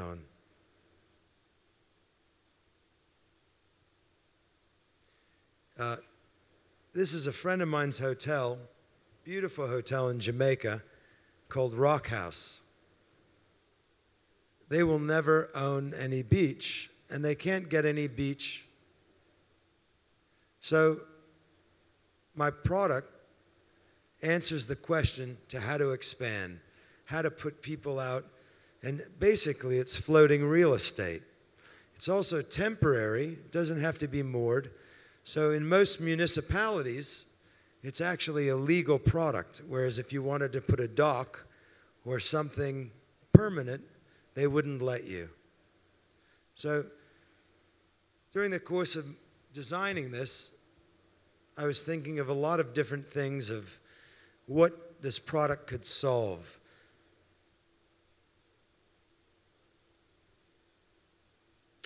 You know, whether you like the design or not, it's quite an achievement.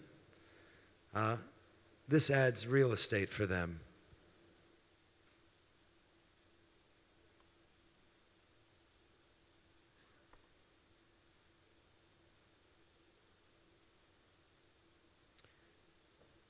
This is the prototype.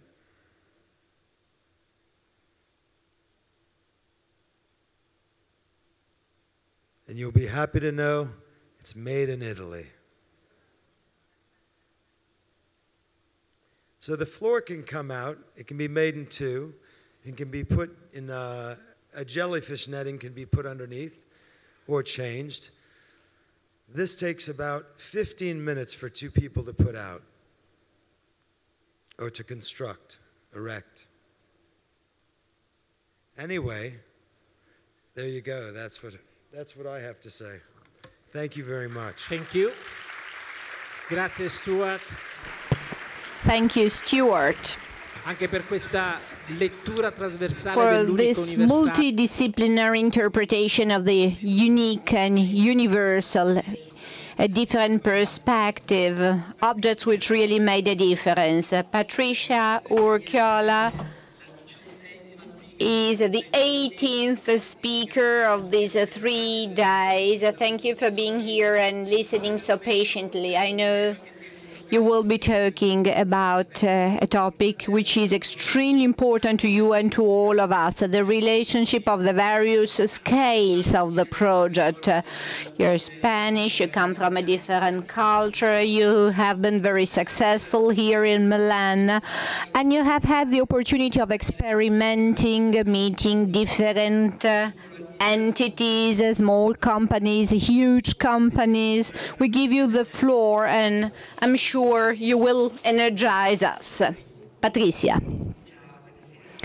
Good evening.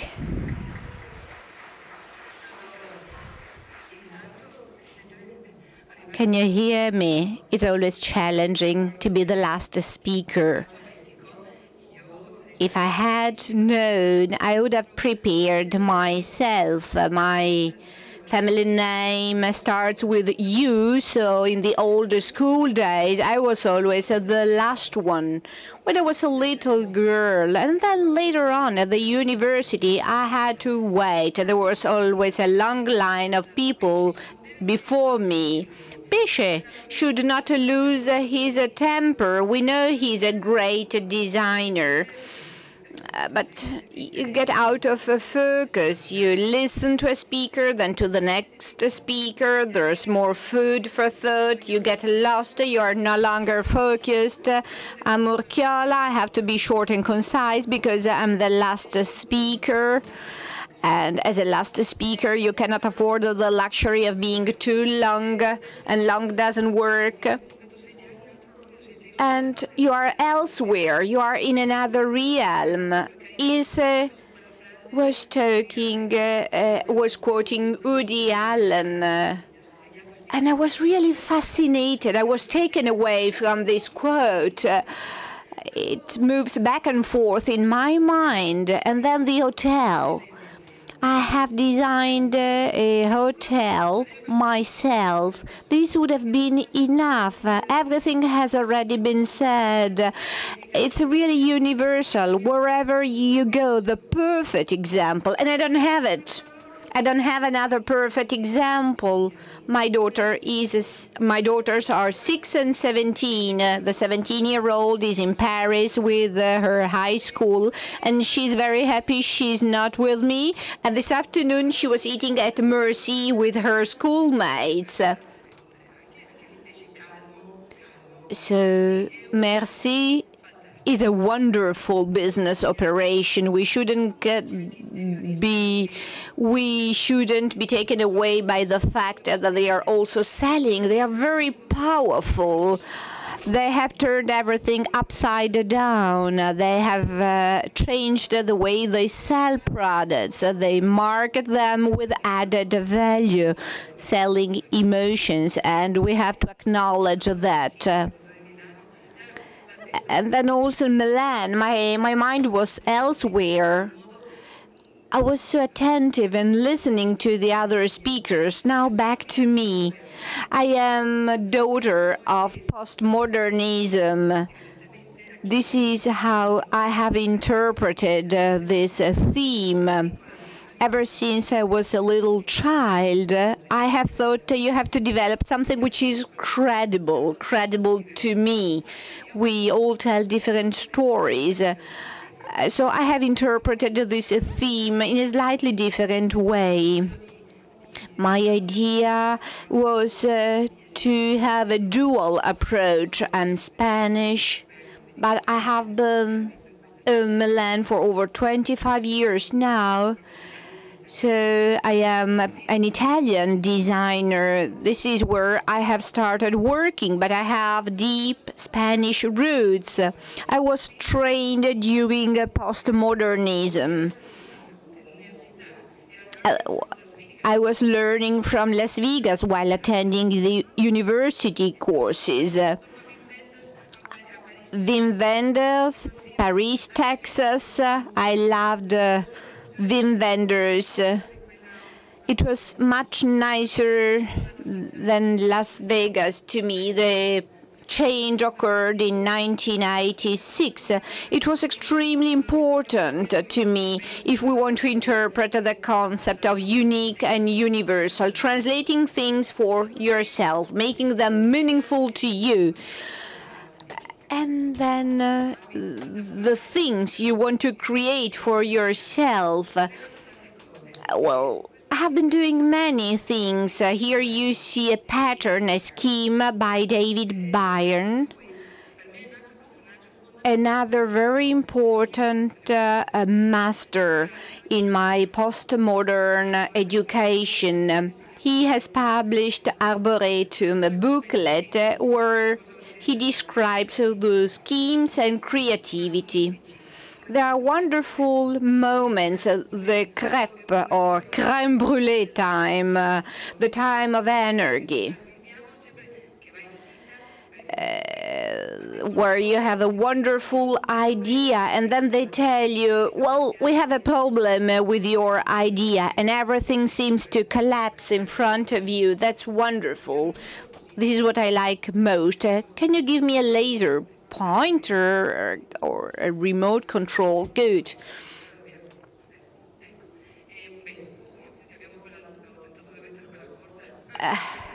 Okay, that's the long version. Here you see aceitunas, olives, stuffed olives, a typically Spanish product, a wonderful design project. And then this bamboo house built in Barcelona in the 70s. Everything is green. It's very contemporary. Look here. This is my Italian spirit. One of the nicest projects that I have developed, and I would like to describe it to you and how I have experienced it, is when the Di Moroso asked me to design carpets with a lady from Sardinia, from this small island. They sent me over a small lady from Sardinia. She was for the very first time on the mainland, and we had to work together on this carpet project. She wanted everything to look very modern. I've told her, we will reinterpret your Sardinian culture, adding images to tell stories. This is the image of a lady from Romania. Well, for me, she could be from Sardinia, but actually she was from Romania. Local. Local is something you need to allow time to develop. You should start wondering how far we can interpret or set up a real bond with our deepest roots. Where are our deepest roots? The fact that I have spent most of my life in Italy have led me to rephrase this question. This is how I was dressed up when I was a little girl. I'm from northern Spain on the Atlantic coast, and I've just had an opportunity to dress like that once. It's a completely different culture from the Sardinian lady or the Romanian one, the flamenco dancer, or the interpretation of Switzerland. We were in Germany about 1 month ago. This is a retouch painting, a blurred vision, wonderful. Hyper-realism, this shift in dimension, which was really re-heartening me. He is highly creative. You just need to move away from clear-cut perceptions. Sometimes you don't want to find the right place, a well-defined place for objects. This is one of the exhibitions in Spain to tell how I work on carpets. Another exhibition at Verona in Italy to tell how Italian I can be as a designer. Back to Spain. About 3 years ago, there was an art director, an opera director, who wanted to do a scenography with me. I'm a designer, I'm an architect. How can we collaborate? It's out of my scope. There are people who are more qualified than I am. He has finally convinced me. We have done this scenery together, and then I have moved back. Here you see cartel chair. There was a Sardinian carpet, some dryaded objects. We have had fun. I remember that experience. There was a table with tubes. And then he went back from Spain to Italy.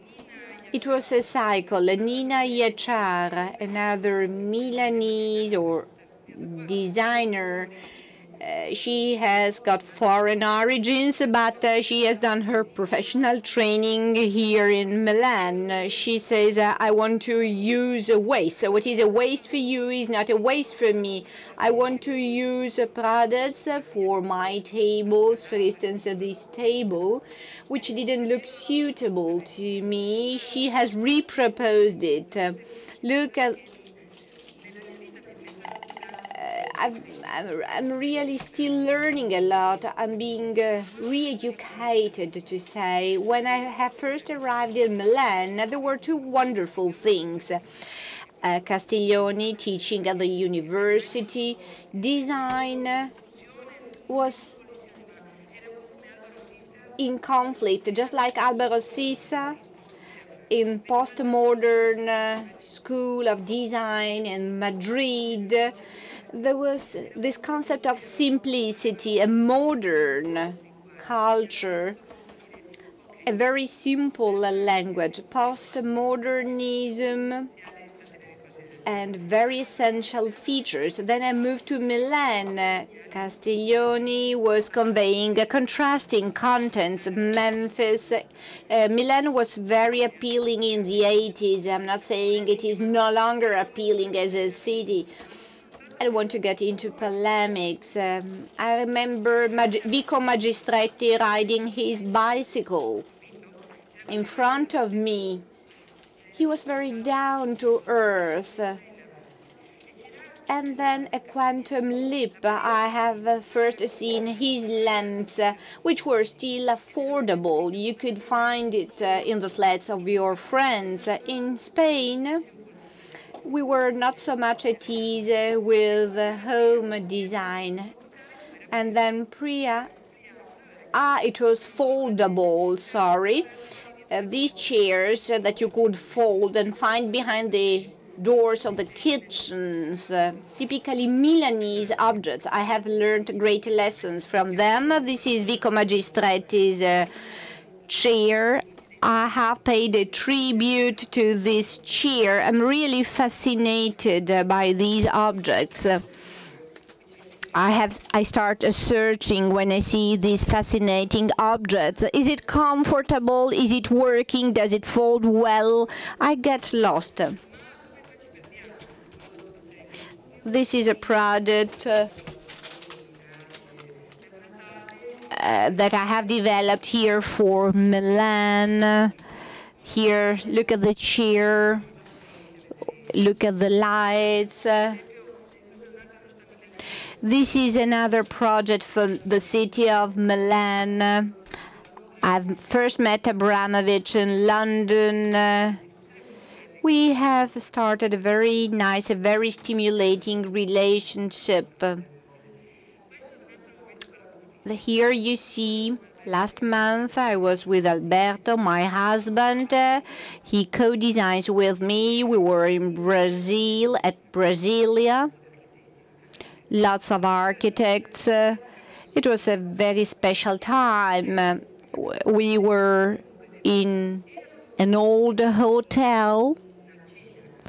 We were having a dinner with Maldonado, chairman of the jury at the Polytechnical University, where I have taken my university degree. He was talking about Brasilia. He had been invited to the official inauguration, to the opening, and he was telling a story. I used to sleep with Gillo Darfles.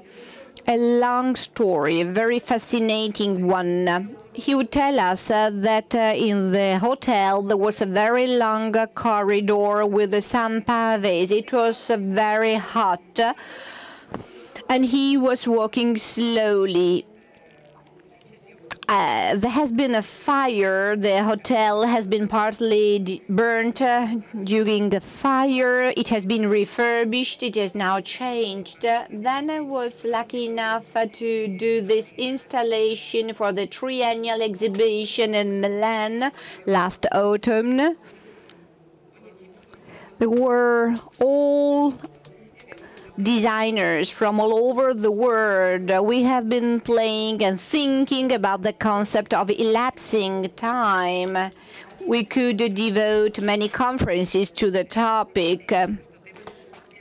The idea of a double opportunity, of a dual chance. Let me just submit my client 2 proposals. They might think I do it out of politeness, but it's just to probe, to see how willing they are to make mistakes, to make the wrong choice. So as a second proposal, I will submit the best one.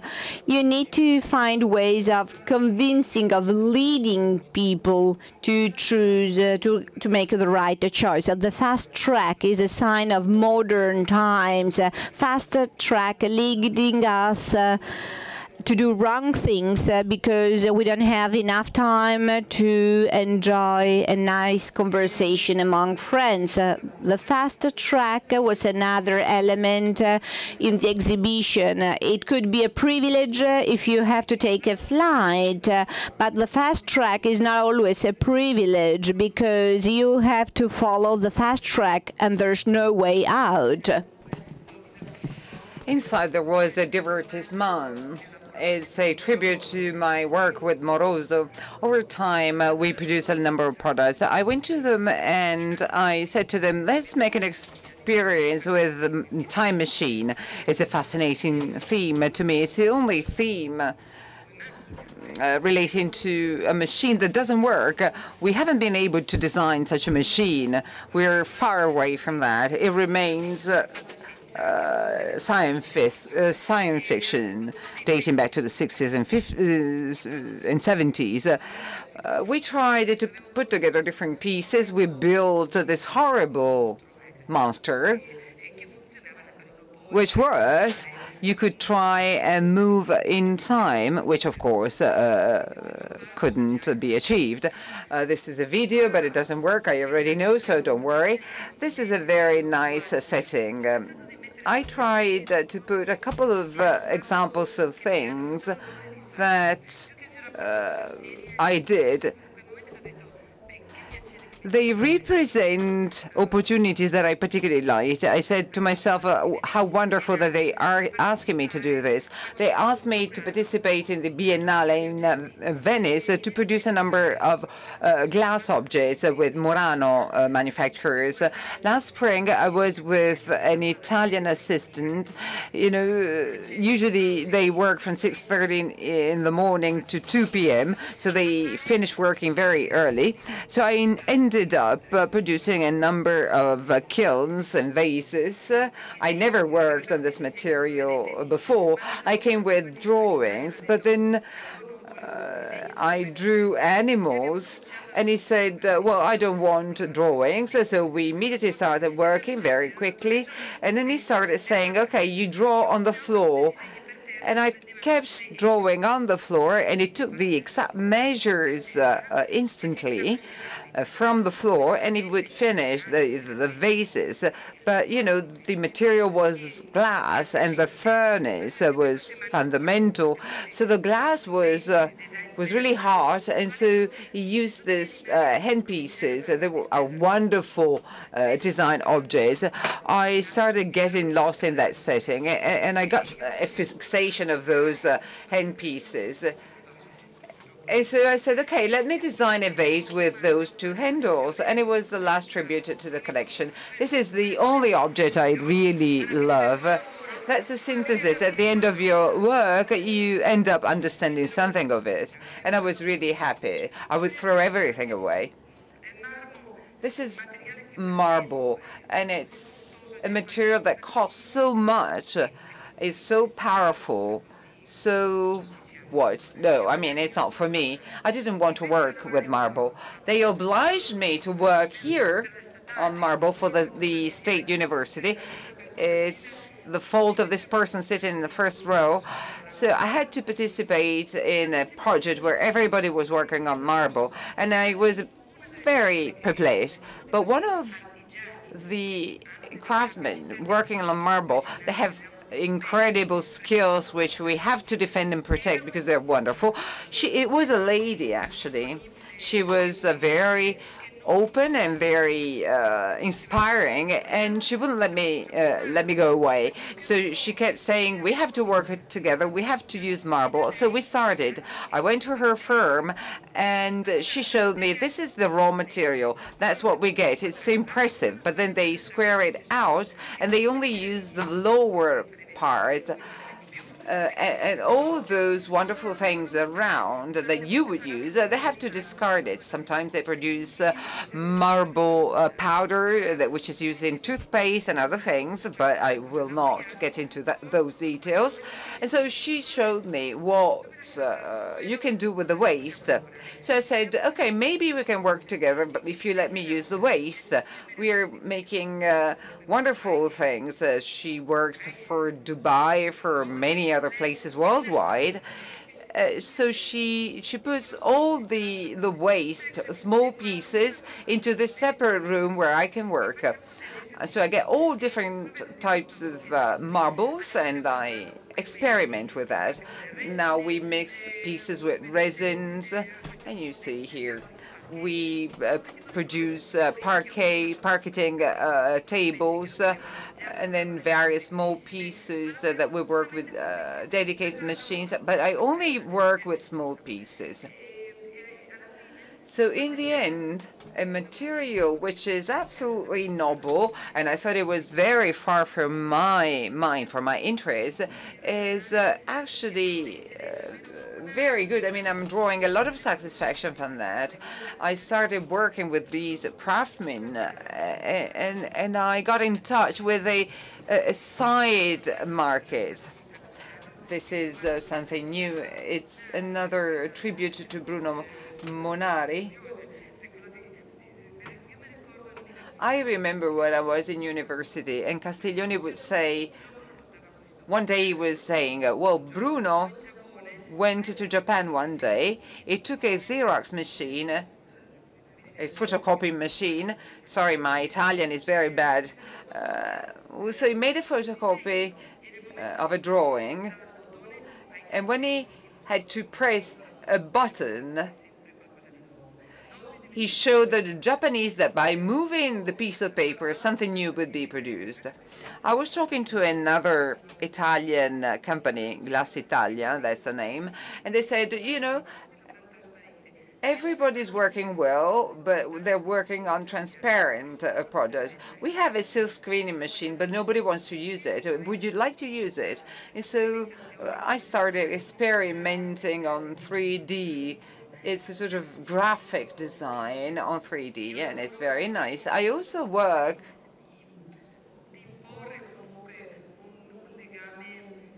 on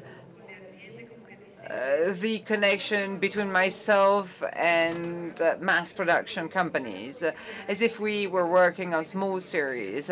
What doesn't succeed is my fault. I mean, if a project is not interesting in the end, I think I'm the author and it's my problem and not the manufacturer's problem.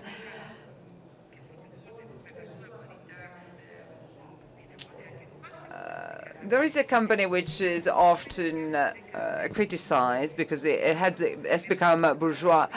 You know, we try to do new things. We tried to produce this couch for half the price, and it became the bestseller. It's B&B, the company, by the way. We want new things, new forms of any type, any shape, any color. I mean, I'm part of a system between architecture and design. I have my own age. I should not hide that from you. There are generations behind me who will have a much more interesting view of things. Again, other examples of what we do, we try not to think too much. I mean, these objects must be simplified. You have to give a signal. But again, there is always the deep appreciation for a craftsman works, and it's typical of Italy. Well, these companies actually did a lot of different things for authors. This is something that we did for the Philippines. We do prototypes in the studios. My studio is very much into crafts, a crafted product. This is a handmade product, and everything gets mixed. This is a Barbie size prototype, and these are even smaller. I love these miniatures. And then I said, okay, do you want a project made in the Philippines? Let's go to the Philippines. What you see there is a Busnelli. Oh, the man there is from the Busnelli family. Everything I did with these people, I was working with them for the first time. It was like a workshop, but what we did was placed in a sort of a theater, and we were very proud at the end of the day, although it was really hard, but we were happy. The universe with Patrizia Amoroso is very clear. It's hybrid, and I love your French. Hybrid is fortunately I can speak French, but I forgot about that word, and it sounds great. This was a long story, and it was wonderful. I love this relationship. The uncle, he was depressed 15 years ago. He left the company, and then he went back into the company as a modelist. He was in production, and he said, okay, if I have to go back to work, I need only to work on models. The uncle went back to the company, and we cannot even object on what he thinks. I mean, it's not easy to get along with the uncle. It's really hard to have a relationship with him, but it's fine. I'll continue with him. It's part of a productive dialectics. It adds on uniqueness. What you do with companies is fundamental. There are great stories behind. This is a drawing of antibodies. Zio Marino, Uncle Marino, the uncle said this prototype is horrible. But then from a prototype or from a project of this chair that you see on the left, we transformed it into an outdoor chair starting from the same project. This is a project developed in Doha. I was invited there to develop a project for a park, and these guys said, you know, these ladies love to sit on those chairs called Tropicalia. They're all in black. They must love black. We always work on different materials, on research on material. I mean, in our study, we have a modelist. This guy here comes from Brera, the Academy of Brera. It's wonderful to have a person from the Brera Academy in my studio. He wanted to belong to my small tribe, and he helps us develop the models. This is another lovely story of hybridization. I'm only talking about my story. Here you see a floss. It took me 2 years to develop this object. It was a flexible object, and it was really hard to build it. Now, we always have the idea of homo faber in mind, and I really love the concept. It gives you the idea of locality. Amoroso is married to a man from Senegal. He's a painter. We just started a project. In addition to what we produce in the factory, I mean, I went there only once, but he keeps coming and going from Senegal. He has a small team.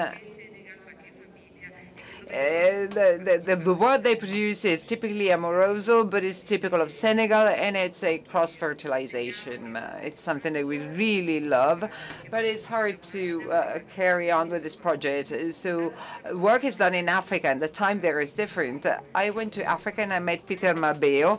He is based in Botswana. He's a man who's doing his own design project. He's a producer. He doesn't work for third parties. He also works with people from Sweden, from Canada. We are producing typically African products. I was there sitting on that stool. Again, it's made of wood. Mabeo is a wonderful guy. For 2 times he went to the furniture exhibition. Every time he was late, but then I said he comes from Africa, so the container would never get here, so it was wonderful. It was really wonderful to work with him. He's a very energetic person. You can only see his face in this picture. You don't see me or the table. He's happy and satisfied. This is a Spanish company that manufactures in India. And I said, okay, I cannot fly to India every day, but there is a wonderful girl who continues to send pictures of what they do in India. And I really love it. You know, we have this internet connection, and it's a wonderful way of keeping in touch. So this feeds me for a year. You receive a picture like this, and you are simply astonished. You don't know who to thank. And then hopefully I produced a good work, because the process were great. They were very smart. It's a Spanish company. Here they were producing stools, and this is the picture she sent me. This is me in my studio, but there is this Indian girl, but she's not Indian, she's Spanish. It's wonderful. Let's not forget, it takes some fantasy to do local. It's when you establish rapport. Patricia and myself tried to develop a project in Uzbekistan. We also had a supplier of embroidery. He disappeared. Sometimes you try to do things in a difficult place, and then you fail. But then we use machines placed near Udine in Italy. But the girls from the studio did this Photoshop with the 2 of us. Hopefully it's not disrespectful. It's our passion. One day we will get into that market. The products from that market, these items in porcelain that I designed for German clients, and the passport designer Pesce was talking about. I was talking with the Minister for Culture about a couple of months ago, and in Spain they have changed the passport, and it looks much worse. It makes no sense. Help me. I would like to have a nicer looking passport. I have proposed a different graphic solution. Passport is really very, very important. It's something you need if you want to travel. This is yet another story, another project with a Japanese designer. We were working together in Germany. These are all interconnected stories. This is a photo in Brazil. It's very difficult to achieve such a level of beauty. Look at this column and this warehouse for ceramic items. It was really very, very touching.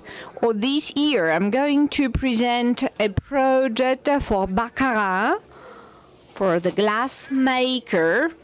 Baccarat is a company which has contacted me. They've got a church named after them, a whole village named after Baccarat, a hotel. There are 200 years behind this brand. They are well known as a luxury brand, as an extravagant brand, but they are great. I would like to learn something from them. We have been working like crazy, designing new glasses, and then we have developed extraordinary vases, very plastic ones. This is my workshop. One of my colleagues, an Italian one, she's always pregnant. She has got lots of children. And we go on with this story of hybridization. Thank you.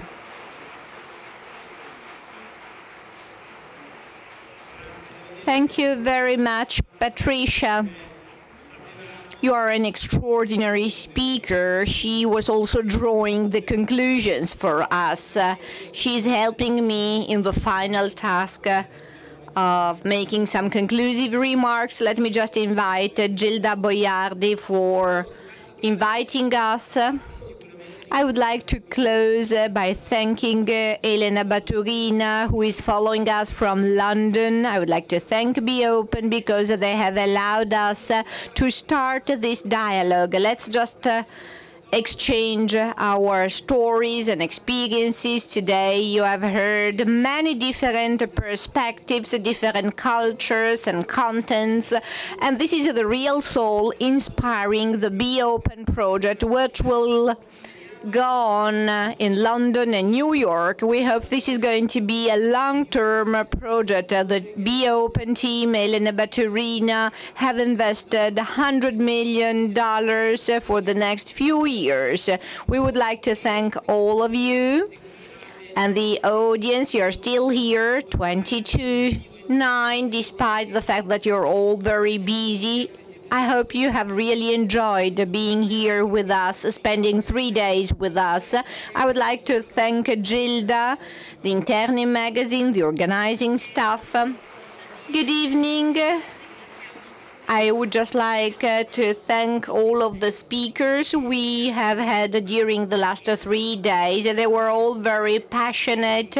They have opened up new horizons with new ideas for the Be Open project that has been entrusted to us and to all of you who have stayed here so long. The right conclusion is that very likely we're going to have a second meeting, maybe here or elsewhere. I'd like to thank you all for attending and for spending time with us.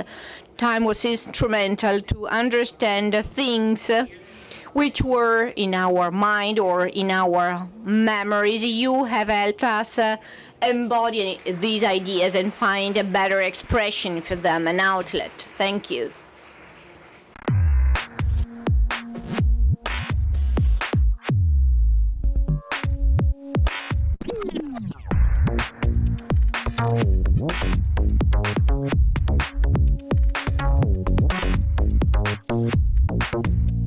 Oh.